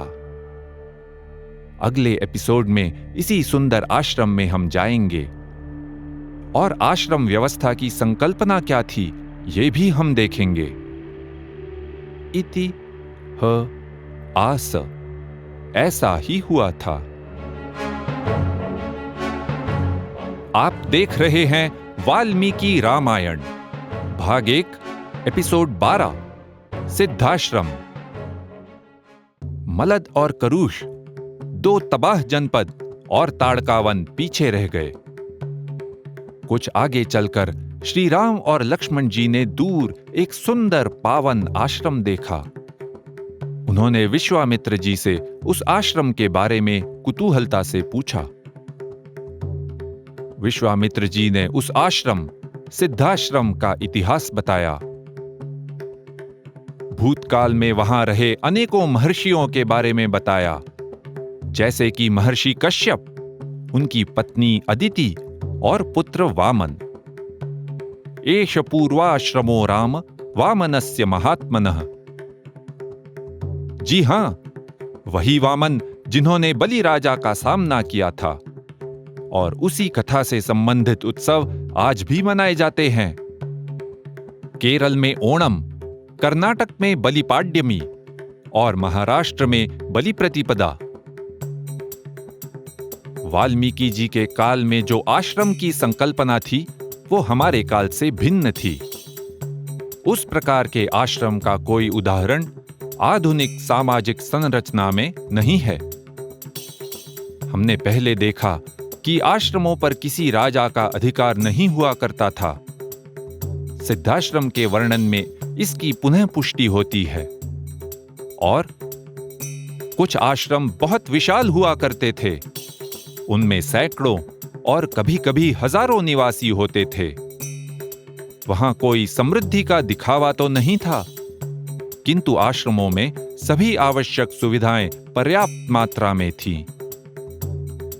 वहां के ऋषि ज्ञान विज्ञान के कार्यों में लगे रहते थे, और ज्ञान केवल आध्यात्मिक ही नहीं था। उदाहरण के लिए वे नए अस्त्रों का निर्माण भी करते थे। तो इस प्रकार का एक आश्रम था सिद्धाश्रम। सिद्धाश्रम विश्वामित्र जी का निवास स्थान तो नहीं था, लेकिन वे अपने यज्ञ के लिए उसका उपयोग करते थे। विश्वामित्र जी और राम लक्ष्मण ने सिद्धाश्रम में प्रवेश किया। वाल्मीकि जी ने उपमा दी है, शशीव गतनीहारः पुनर्वसु समन्वितः वे तीनों दिखाई दिए पुनर्वसु नामक नक्षत्र के बीच तुषार रहित दीप्तिमान चंद्रमा के समान। वाल्मीकि जी का कौशल देखिए, ऐतिहासिक घटनाओं का वर्णन, नक्षत्रों की उपमा, और ये सब अनुष्टुप छंद की लय में। सिद्धाश्रम के ऋषियों ने उन तीनों का बड़ी आस्था से स्वागत किया। थोड़े से ही विश्राम के बाद श्री राम अपने काम यज्ञ की रक्षा के लिए अग्रसर हुए। उन्होंने विश्वामित्र जी से कहा, अद्यैव दीक्षाम प्रविश, कृपा करके आप आज ही यज्ञ की दीक्षा में प्रवेश करें। और फिर अनिद्रौ षडहोरात्रम तपोवनम अरक्षताम। श्री राम और लक्ष्मण ने लगातार 6 दिन और 6 रात तक उस तपोवन की रक्षा की, अनिद्रौ, बिना नींद या विश्राम के। और फिर हुआ राक्षसों का हमला। मारीच और सुबाहु के नेतृत्व में वे राक्षस यज्ञ की वेदी को अपवित्र करने के लिए उस पर रक्त की वर्षा करने लगे। जैसे वर्षा काल में मेघों की घटा आकाश में छाई रहती है, उसी प्रकार उन राक्षसों ने चारों ओर से घेर लिया था। राक्षस भारी संख्या में और दूसरी तरफ केवल श्री राम और लक्ष्मण। अब विश्वामित्र जी की अस्त्रों की शिक्षा काम आई। श्री राम ने पहले मारीच पर निशाना लगा के शीतेषु मानवास्त्र का प्रयोग किया। मारीच बुरी तरह से घायल तो हुआ, किंतु भाग जाने में सफल रहा। क्या कुछ वर्ष बाद श्री राम को इसका उत्तर देना पड़ेगा। श्री राम समझ गए कि अधिक प्रभावी अस्त्र चलाने की आवश्यकता थी। इसलिए उन्होंने परम शक्तिशाली आग्नेयास्त्र सुबाहु की छाती पर चला दिया। उसकी चोट लगते ही सुबाहु मारा गया और पृथ्वी पर गिर पड़ा। और फिर श्री राम ने अनेकों अस्त्र चपलता से चलाकर अंत में वायव्यास्त्र लेकर शेष निशाचरों का भी संहार किया। यज्ञ भली भांति संपन्न हुआ। विश्वामित्र जी प्रसन्न हुए। कृतार्थोस्मि महाबाहो कृतम गुरुवचस्त्वया। मेरा उद्देश्य पूर्ण हुआ। तुमने गुरु की आज्ञा का पूर्ण रूप से पालन किया है। अगले दिन दोनों विनय संपन्न राजकुमार विश्वामित्र जी को बोले, हे महामुनि, हम दोनों आपकी सेवा में उपस्थित हैं। आज्ञा कीजिए क्या करना है, हम वही करेंगे। तब सिद्धाश्रम के ऋषिगण मिथिला जाने की तैयारी में थे। वहां राजा जनक एक बड़े यज्ञ का आयोजन कर रहे थे। जी हां, एक और यज्ञ। ऋषियों ने सुझाव दिया कि श्री राम और लक्ष्मण उनके साथ मिथिला चलें। वहां वे एक महान धनुष, शिव धनुष भी देख पाएंगे। तो वे चल पड़े। उत्तरे जाह्नवी तीरे हिमवंतम शिलोच्चयम। गंगा पार उत्तरी दिशा में हिमालय के निकट वाले प्रदेश की ओर।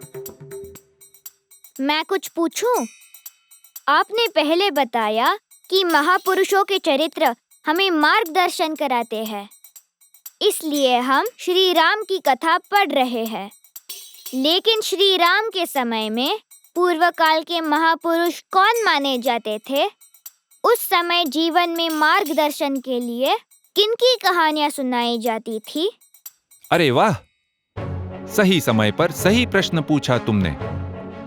क्योंकि मिथिला की ओर इस यात्रा में विश्वामित्र जी ने उस प्रदेश में जो महापुरुष हुए उनका इतिहास बताया। उन्हीं में से एक थे राजा भगीरथ। भगीरथ का वृत्तांत हम सुनेंगे अगले एपिसोड में। इति ह आस, ऐसा ही हुआ था।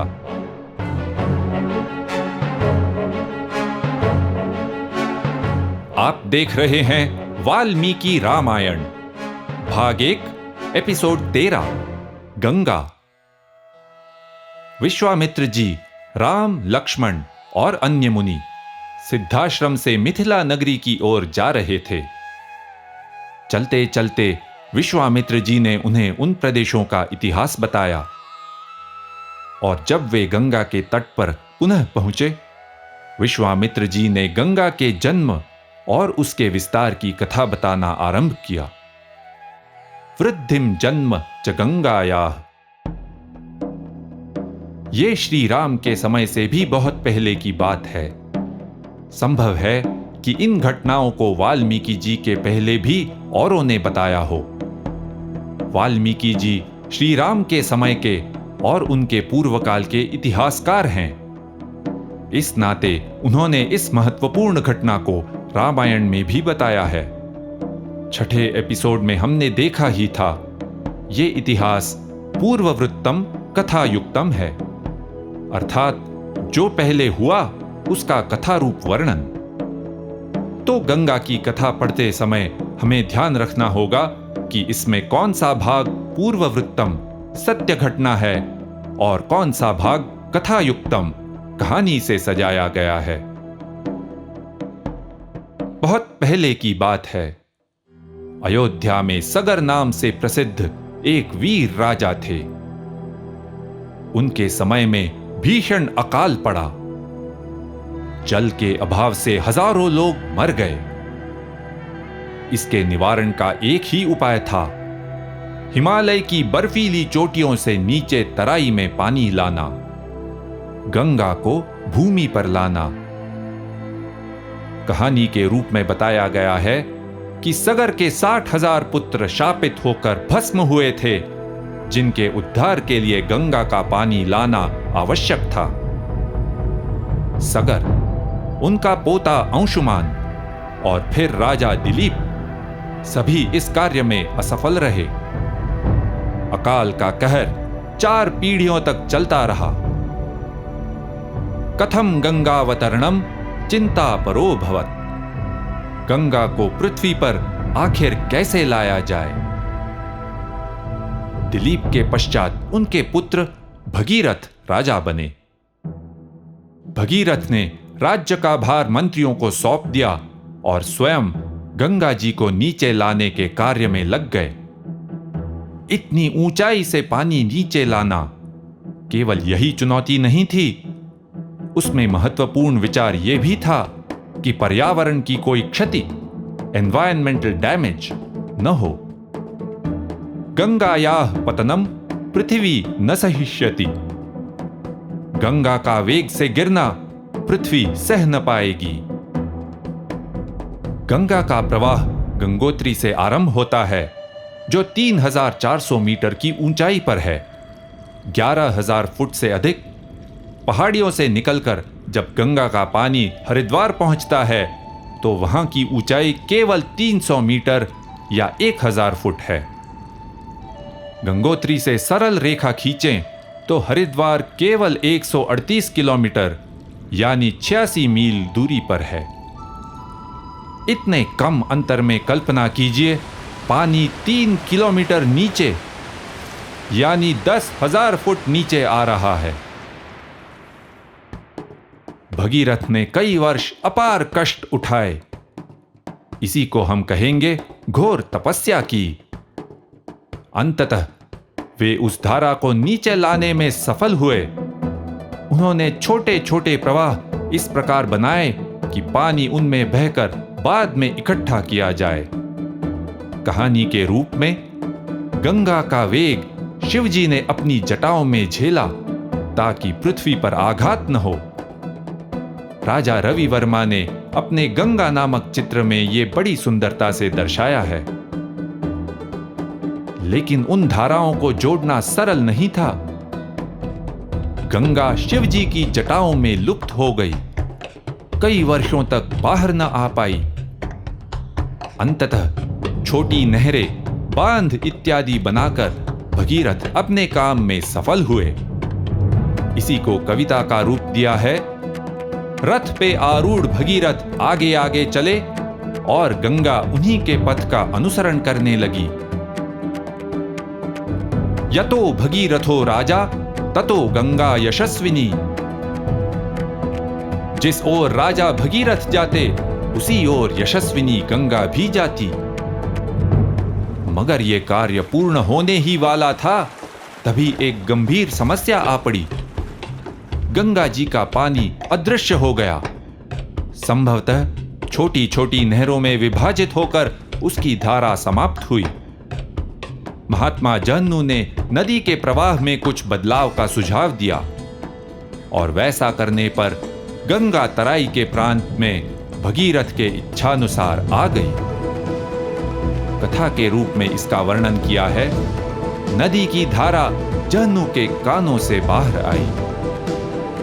भगीरथ ने गंगा के लिए समुद्र तक मार्ग बना दिया और इस प्रकार पूर्ण हुआ एक महान अभियांत्रिकी कार्य, सिविल इंजीनियरिंग प्रोजेक्ट, और वो भी पर्यावरण को सुरक्षित रखते हुए।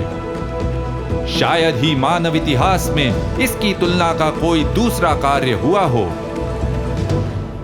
ये नदी लोगों में सुख समृद्धि और स्वास्थ्य लाई, इसलिए वो पापनाशिनी मानी गई। उसने जीवन दिया, इसलिए वो मां गंगा मैया कहलाई। भगीरथ के प्रयास से उत्पन्न होने के कारण भागीरथी और महात्मा जन्नू के योगदानवश जाह्नवी ये भी उसके नाम हुए। जन्म हुआ तो जन्मोत्सव, बर्थडे तो होगा ही। आज भी ज्येष्ठ मास की नवमी को गंगा जी का जन्मोत्सव मनाया जाता है। वाल्मीकि जी कहते हैं कि गंगा की जलधारा में थे मत्स्य कच्छप संघैः शिवशुमार गणैः। मछलियां, कछुए और शिवशुमार, डॉल्फिन्स। वही डॉल्फिन्स जो हमें आज भी गंगा में उछलते खेलते दिखाई देते हैं। और वो धारा कैसी थी? क्वचित् द्रुततरम याति कुटिलम क्वचिदायतम विनतम क्वचिदुद्भूतम क्वचिद याति शनैः शनैः। कभी तेज तो कभी धीमी, कभी टेढ़ी होकर मुड़ती हुई तो कभी फैलाव लेकर बहती हुई, कहीं अचानक नीचे गिरती तो कहीं ऊपर की ओर उठती। मुहुरूर्ध्व पथम गत्वा पपात वसुधाम पुनः। गंगा का जल बार बार ऊपर उछलता और पुनः भूमि पर गिरता। प्राचीन काल में लिखे ये शब्द हैं, लेकिन आज भी ऋषिकेश में व्हाइट वाटर राफ्टिंग करने जाएं तो पता चले कितने उपयुक्त हैं। कितनी महान उपलब्धि है राजा भगीरथ की। आज भी हम किसी महान कार्य को भगीरथ प्रयास या गंगावतरण कहते हैं। कैसी प्रेरणादायी कथा है। कहने को तो और भी बहुत कुछ है, लेकिन समय कहां है। जैसा कि विश्वामित्र जी ने बातचीत करते करते एक रात अंततः कहा, गतोर्धरात्रः काकुत्स्थ कथाः कथयतो मम। कथा सुनाते सुनाते मध्य रात्रि हो गई है। अब सो लेते हैं ताकि कल की यात्रा में विघ्न न आए। बड़े लोग उत्साही युवकों को कहते हैं, अब बहुत हुआ, सो लेना चाहिए। कुछ बातें कभी बदलती नहीं। इति ह आस, ऐसा ही हुआ था।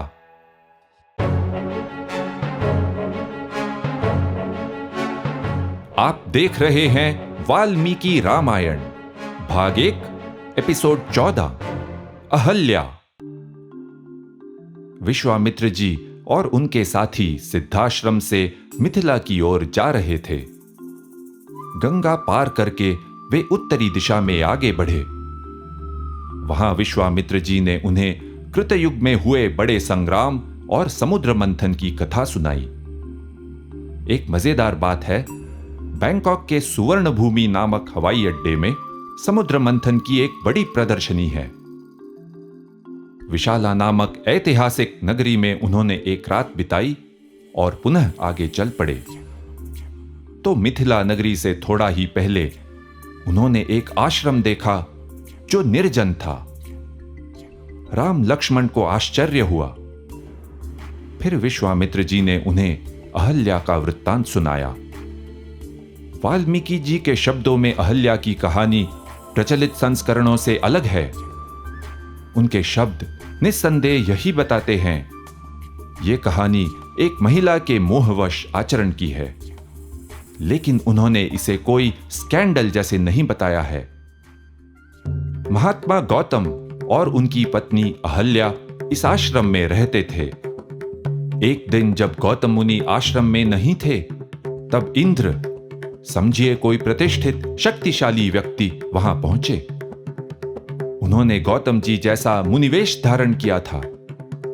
वे अहल्या से बोले, ऋतुकालम प्रतीक्षन्ते नार्थिनस् सुसमाहिते संगमम त्वहमिच्छामि त्वया सह सुमध्य में। हे सुंदरी, रति की इच्छा करने वाले पुरुष ऋतुकाल की प्रतीक्षा नहीं करते, यानी समय के बारे में सोचते नहीं। मैं तुम्हारे साथ समागम करना चाहता हूं।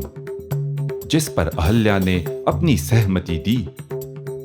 बाद में इंद्र हड़बड़ी में जा ही रहे थे कि गौतम मुनि आ गए। वे समझ गए क्या हुआ था। उसी क्षण उन्होंने इंद्र को तो दंड दे ही दिया, और वो एक अलग ही कहानी है। जहां तक अहल्या का प्रश्न था, उसे दंड नहीं मिला, प्रायश्चित्त बताया गया। उन्होंने अहल्या को श्राप दिया, उसे आश्रम में एकांतवास में तब तक तपस्या करनी होगी जब तक वो अपनी वासना पर विजय नहीं प्राप्त कर लेती।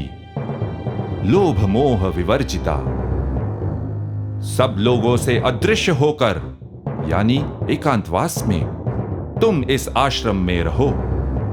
बिना कुछ खाए पिए राख में पड़ी रहो और तपस्या करो जब तक श्री राम यहां न आए।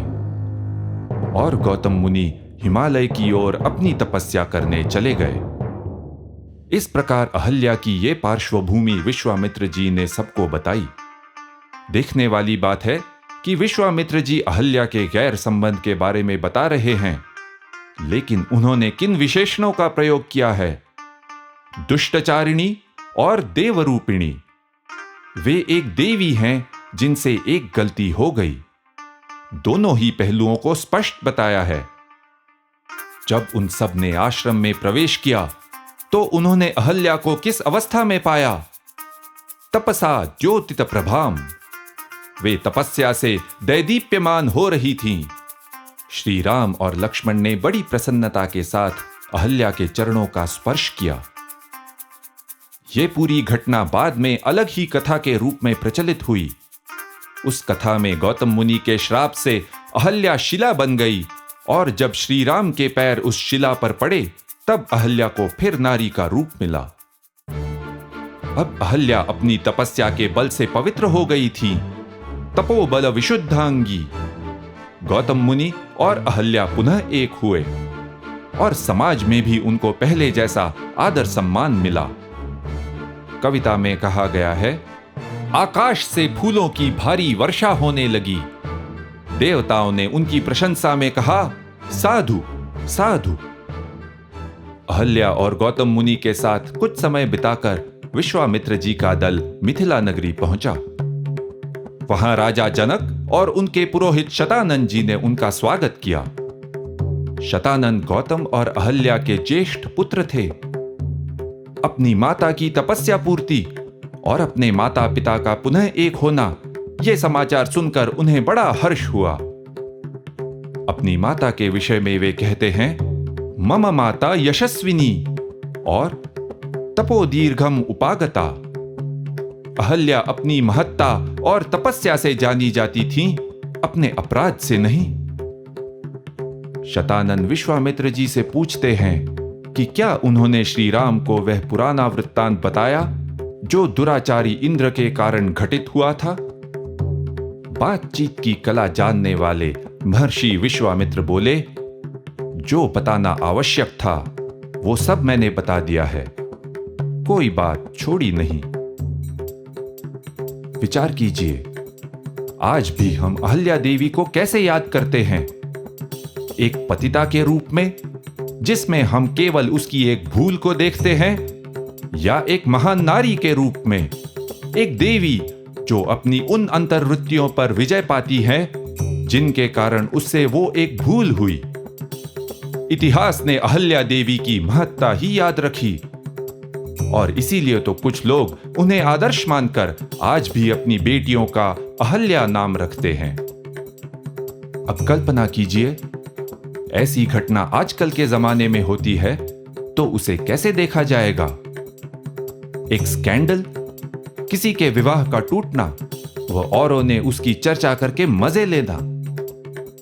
हम अपने आप को मॉडर्न मानते हैं, लेकिन क्या हमारे समाज में ऐसी घटना के बाद प्रायश्चित, तपस्या, पति पत्नी के फिर एक होना और समाज का उन्हें सम्मान देना, इसकी कोई संभावना है? फिर अपनी कथा की ओर चलते हैं। शतानंद समझ गए। श्री राम को अहल्या से मिलवाकर विश्वामित्र जी ने एक महत्वपूर्ण भूमिका निभाई थी। शतानंद श्री राम से बोले, इस पृथ्वी पर आपसे बढ़कर धन्य पुरुष दूसरा कोई नहीं है, क्योंकि महर्षि विश्वामित्र आपके गुरु हैं। मैं इनके बारे में आपको कुछ बताता हूं, सुनिए। विश्वामित्र जी का वृत्तांत हम सुनेंगे अगले एपिसोड में। इति ह आस, ऐसा ही हुआ था।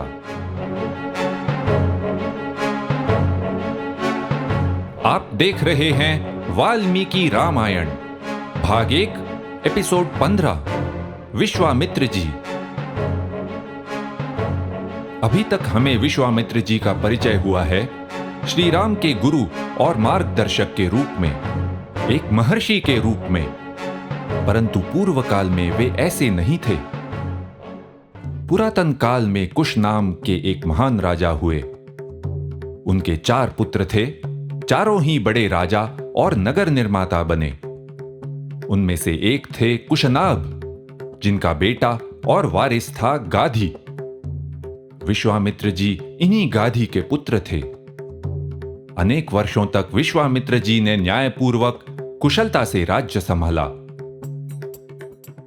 एक दिन विश्वामित्र जी अपनी बड़ी सेना के साथ चलते हुए वशिष्ठ जी के आश्रम आ पहुंचे। वशिष्ठ जी ने उनका स्वागत किया। कुछ कुशल समाचार हुए, फिर अनेक विषयों पर चर्चा हुई और बातचीत करते करते दोनों में परस्पर आदर और मित्रता का भाव बन गया। वशिष्ठ जी ने आग्रह किया कि विश्वामित्र जी अपनी सेना के साथ आश्रम में आतिथ्य स्वीकार करें। उन्होंने शबला को बुलाया और कहा, ये राजर्षि और उनकी सेना, इनका मैं सम्मान करना चाहता हूं, कृपया इसका प्रबंध करो। अब ये शबला कौन थी? हम अनुमान लगा सकते हैं कि ये आश्रम की वरिष्ठ प्रबंधक होंगी, आश्रम में नित्य का दिनक्रम चलाने वाली, जिन्हें हम चीफ एडमिनिस्ट्रेटिव ऑफिसर कहते हैं। वाल्मीकि जी की कवि कल्पना ने इन्हें एक कामधेनु के रूप में देखा, इच्छाएं पूर्ण करने वाली गो माता, जैसा कल्पवृक्ष इच्छा पूर्ति करने वाला वृक्ष होता है। वशिष्ठ जी को शबला का बड़ा सहारा था। वे उनकी आश्रम संबंधित मनोकामनाएं पूर्ति में लाती थीं। आज भी कई बार देखने में आता है, बड़े बड़े नेता अपने वरिष्ठ सहायकों पर निर्भर रहते हैं। शबला का आतिथ्य और भोजन का प्रबंध चौंकाने वाला था। विश्वामित्र जी बहुत प्रभावित हुए। उन्हें ईर्ष्या भी हुई। उनकी राज्यसभा में शबला जैसा कार्यकुशल कोई नहीं था। उन्हें लगा कि शबला को राज दरबार में होना चाहिए, इस आश्रम में नहीं। उन्होंने वशिष्ठ जी के पास शबला की मांग की। वशिष्ठ जी नहीं माने। विश्वामित्र जी बहुत आग्रह से कहने लगे। आग्रह और मनाई की बातें बढ़ती गईं और बिगड़ती गईं। अंत में तो विश्वामित्र जी ने वशिष्ठ जी के आश्रम पर आक्रमण कर डाला, लेकिन वशिष्ठ जी आसपास के समुदायों की सहायता से विश्वामित्र जी की सेना को पराजित करने में सफल हुए। विश्वामित्र जी के आत्मसम्मान को गहरी ठेस पहुंची। वे सब अस्त्र शस्त्रों का ज्ञान साक्षात शिव जी से पाने के लिए निकल पड़े। कई वर्षों तक तपस्या करके वे सफल हुए और वशिष्ठ जी पर आक्रमण करने के लिए फिर से आए। इस बार उनके अस्त्रों का जोर इतना था कि आश्रम और निकट के वन जलकर राख हो गए। सैकड़ों मुनि भयभीत हो इधर उधर भाग चले। फिर भी वशिष्ठ जी विचलित नहीं हुए। उनके ब्रह्मदंड यानी अंतःशक्ति से वे सुरक्षित रहे। वशिष्ठ जी ने परिहास करते हुए तुच्छता से विश्वामित्र जी को उनके सर्वाधिक प्रभावी अस्त्र चलाने को कहा, चैलेंज किया। विश्वामित्र जी ने ब्रह्मास्त्र सहित अनेक प्रभावी अस्त्र चला डाले, लेकिन वशिष्ठ जी की दीप्तिमान आंतरिक ऊर्जा के सामने सब नाकाम रहे। अब विश्वामित्र जी जान गए कि आंतरिक शक्ति बाहरी अस्त्रों से श्रेष्ठ होती है। उन्होंने वशिष्ठ जी जैसा ब्रह्म तेज पाने की शपथ ली और वही पाने के लिए दक्षिणाम दिशम गत्वा तताप परमम घोरम, दक्षिण दिशा में जाकर उन्होंने घोर तपस्या की। कुछ साल बाद वे पश्चिम में पुष्कर आए और वहां आगे की तपस्या करने लगे। लेकिन वहां वे एक सुंदर अप्सरा मेनका के मोह में आए और कुछ समय तक अपने उद्देश्य को भूल गए। फिर एक दिन उनके ध्यान में आया कि अभी भी उनकी इच्छाएं उनके वश में नहीं थी, बल्कि वे ही अपनी इच्छाओं के नियंत्रण में थे। तब उन्होंने फिर अपने लक्ष्य पर ध्यान दिया और वे उत्तर में हिमालय की ओर गए। अब अप्सरा रंभा उन्हें आकर्षित करने लगी। इस बार वे मोह में तो नहीं पड़े, लेकिन उन्होंने रंभा को तपस्या भंग करने के लिए श्राप दिया। श्रापवाणी बोलते ही वे समझ गए, वे पुनः चूक गए थे। अशक्नुवन् धारयितुं कोपम संतापमात्मनः, अपना क्रोध न रोक सकने के कारण वे मन ही मन संतप्त हुए। वे तपस्या में प्रगति तो कर रहे थे, किंतु क्रोध पर काबू पाना अभी बाकी था। समय के साथ वे राजा से ऋषि और महर्षि बन गए, लेकिन अभी भी वशिष्ठ जी की बराबरी के ब्रह्मर्षि नहीं हो पाए थे। फिर वे चल पड़े पूर्व की ओर। वहां उन्होंने लंबे समय तक और भी कठिन तपस्या की। अंततः वे अपना अंतिम ध्येय पाने में सफल हुए। लेकिन इस उपलब्धि के साथ सामान्य इच्छाएं और तुच्छ ईर्ष्याएं दोनों ही चली गईं। अब वशिष्ठ जी से वैर भाव और ईर्ष्या की बात ही कहां थी। जिस महत्वाकांक्षा को लेकर वे लक्ष्य की ओर चले थे, वही नहीं रही, निरर्थक हुई। जब वे लक्ष्य पर पहुंच गए, दोनों में फिर मित्रता हो गई। वाल्मीकि जी के कथा कथन की चतुराई देखिए। कई सर्ग पहले वशिष्ठ जी राजा दशरथ से आग्रह कर रहे थे कि वे श्री राम को विश्वामित्र जी के साथ भेजें। तब विश्वामित्र जी के सामर्थ्य के बारे में बताकर वे बोले थे, नैनमन्यः पुमान् वेत्ति न च वेत्स्यन्ति केचन।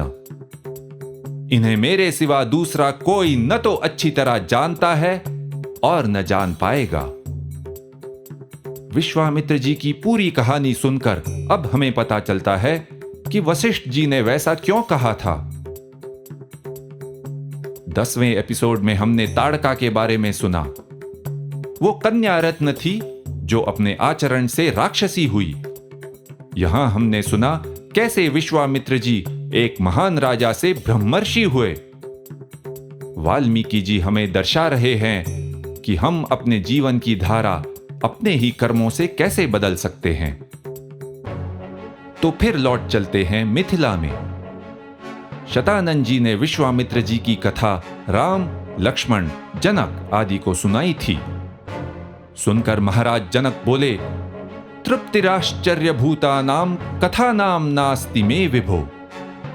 हे प्रभु, मन करता है आपकी इन आश्चर्यमयी कथाओं को सुनते ही रहें, पर अब सूरज डूबने को है, तो आज की बातचीत यहीं समाप्त करते हैं।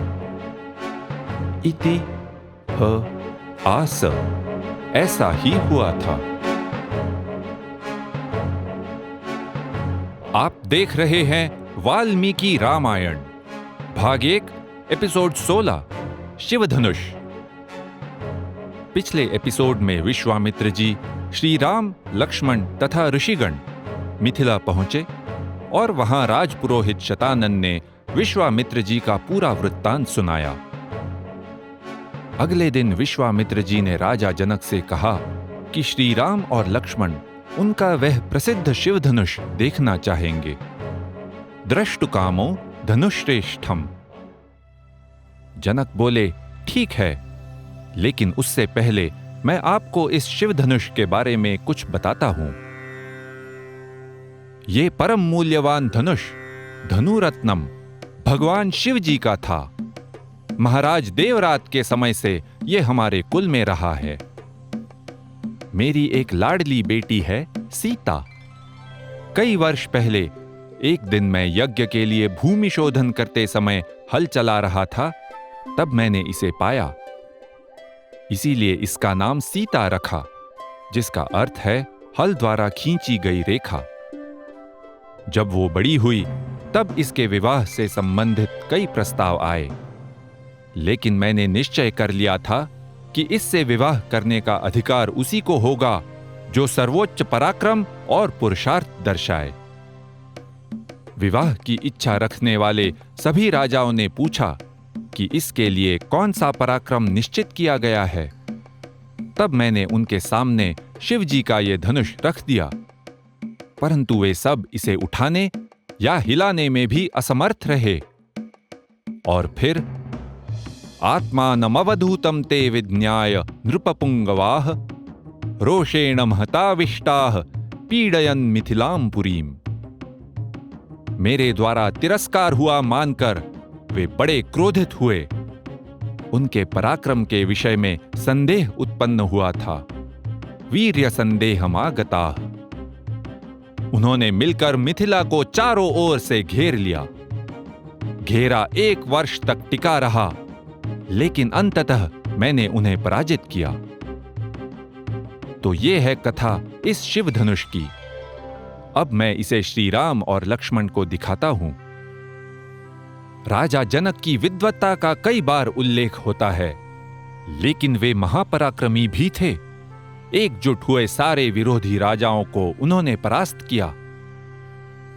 शिवधनुष दिखाते समय उनके मन की अवस्था कैसी हुई होगी। वे अपनी बेटी के लिए योग्य वर तो ढूंढ रहे थे, लेकिन अभी तक शिवधनुष दिखाने पर हर बार उन्हें निराशा ही हुई थी। तब राजा जनक ने अपने मंत्रियों को वो दिव्य धनुष लाने की आज्ञा दी। वो धनुष 8 पहिए वाली लोहे की एक बहुत बड़ी संदूक में लाया गया। मंजूषाम अष्टचक्राम। श्री राम ने संदूक को खोला और लीलया सधनुर्मध्ये जग्राह। उस धनुष को बीच में पकड़कर सहजता से उठा लिया। आरोपयत सधर्मात्मा सलीलमिव तद्धनुः। और खेलसा करते हुए उस पर प्रत्यंचा चढ़ा दी। उन्होंने ज्यों ही उस प्रत्यंचा को कान तक खींचा, त्यों ही वो धनुष बीच से ही टूट गया। टूटने की आवाज इतनी भयानक थी मानो कोई वज्रपात हुआ हो या भूकंप आया हो। महाराज जनक परम हर्षित हुए और बोले, महादेव जी के धनुष पर प्रत्यंचा चढ़ाना एक अद्भुत और अचिंत्य घटना आज मैंने अपनी आंखों से देखा है। विश्वास नहीं होता। सीता मेरे लिए प्राणों से भी बढ़कर है। प्राणैर बहुमता। मैं चाहता हूं कि उसका विवाह श्री राम के साथ हो। लेकिन मैंने तो सुना था सीता जी का स्वयंवर हुआ था। कई अन्य राजा इस स्वयंवर में असफल रहे और अंत में श्री राम भरी सभा में आगे बढ़े और उन्होंने अपना पराक्रम दर्शाया। आपने तो स्वयंवर की बात ही नहीं की। वाल्मीकि जी के वर्णन में स्वयंवर नहीं है। जब श्री राम ने धनुष चढ़ाया तब सीता से विवाह की इच्छा रखने वाले अन्य राजा वहां उपस्थित नहीं थे। और हां, उन राजाओं में कुछ राक्षस भी रहे थे, लेकिन रावण का नाम इस विषय में वाल्मीकि जी ने नहीं लिया है। अब रामायण के कई अन्य संस्करणों में यह घटना एक स्वयंवर के रूप में बताई गई है। और यह तो मानना पड़ेगा कि जब घमंडी रावण को शिवधनुष उठाते समय गिरते हुए दिखाया जाता है, तब बड़ा मजा आता है। राजा जनक ने विश्वामित्र जी से आज्ञा लेकर दशरथ जी के लिए विनय युक्त निमंत्रण भेजा। मार्ग में 3 रात रुकते हुए चौथे दिन उनके दूत अयोध्या नगरी पहुंचे। आपको याद होगा, दशरथ जी ने कई दिन पहले राक्षसों से निपटने के खतरे से भरे कार्य के लिए अपने बेटों को भेजा था। इसलिए उन दोनों का शुभ समाचार और श्री राम का मिथिला में पराक्रम सुनकर दशरथ बड़े प्रसन्न हुए। दशरथ जी चतुरंगिणी सेना लेकर मिथिला आए। उनके साथ उनके मंत्री और पुरोहित भी थे। अनेक बहुमूल्य भेंट वस्तुएं भी लाई गई थीं। मिथिला में श्री राम और सीता के विवाह के साथ ही दशरथ जी के अन्य पुत्रों का विवाह निश्चित हुआ। लक्ष्मण का सीता की बहन उर्मिला के साथ, और भरत और शत्रुघ्न का राजा जनक के छोटे भाई कुशध्वज की बेटियों मांडवी और श्रुतकीर्ति के साथ। देखने वाली बात है कि जब वशिष्ठ जी ने श्री राम के कुल का परिचय राजा जनक को दिया, तब उन्होंने ठीक कुल के पहले राजा इक्ष्वाकु से शुरुआत की। इक्ष्वाकु से राजा दशरथ तक 34 पीढ़ियों के बारे में उन्होंने बताया। उन्हीं में थे राजा सगर 15 नंबर पर, भगीरथ 19 पर और राजा रघु, जिनके नाम से रघुवंश हुआ, 21वें स्थान पर। उसके बाद राजा जनक की बारी आई अपने कुल का परिचय देने की। उन्होंने कुल के पहले राजा निमि से शुरुआत कर पूरे 23 राजाओं की सूची दी। निमि के पुत्र थे मिथि, जिनसे नगरी का नाम हुआ मिथिला। मिथि के बाद हुए पहले जनक राजा। प्रथमो जनको नाम जनकादप्युदावसु। पहले राजा जनक के पुत्र थे उदावसु। उदावसु के बाद नंदीवर्धन, सुकेतु और फिर देवरात, वही देवरात जिन्होंने शिवधनुष पाया। सोचने वाली बात है, एक ओर 23 राजाओं की सूची और दूसरी तरफ पूरे 34 पीढ़ियों का इतिहास। 34 पीढ़ियां यानी मान लीजिए 800 से भी अधिक वर्ष। जो लोग अभी भी आश्वस्त नहीं हैं कि रामायण वास्तविक है या काल्पनिक, वे इस बात पर विचार करें। 34 पीढ़ियों का वर्णन अगर इतिहास नहीं है, तो इतिहास कहें किसे? इति ह आस, ऐसा ही हुआ था।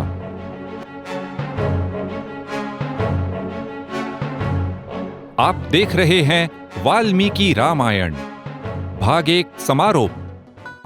विवाह की विधियां सादगी से और सुचारू रूप से संपन्न हुई। सबसे विदा लेकर विश्वामित्र जी अपने आश्रम चले गए। उनका कार्य नई पीढ़ी के नेता को राक्षसों से सामना करने के लिए तैयार करना भली भांति संपूर्ण हुआ था। दशरथ जी, श्री राम और सभी अन्य लोग अयोध्या की ओर चल पड़े। इस यात्रा में श्री राम की भेंट हुई परशुराम जी से।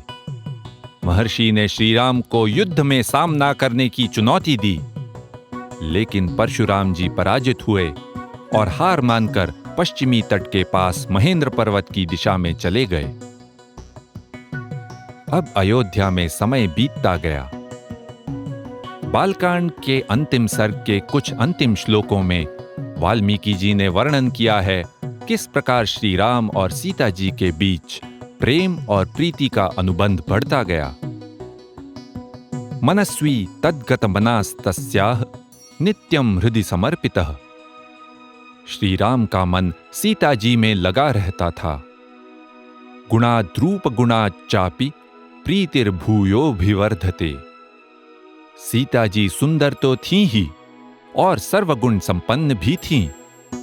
श्री राम का उनके प्रति प्रेम अधिकाधिक बढ़ता गया और तस्याश्च भर्ता द्विगुणम हृदये परिवर्तते।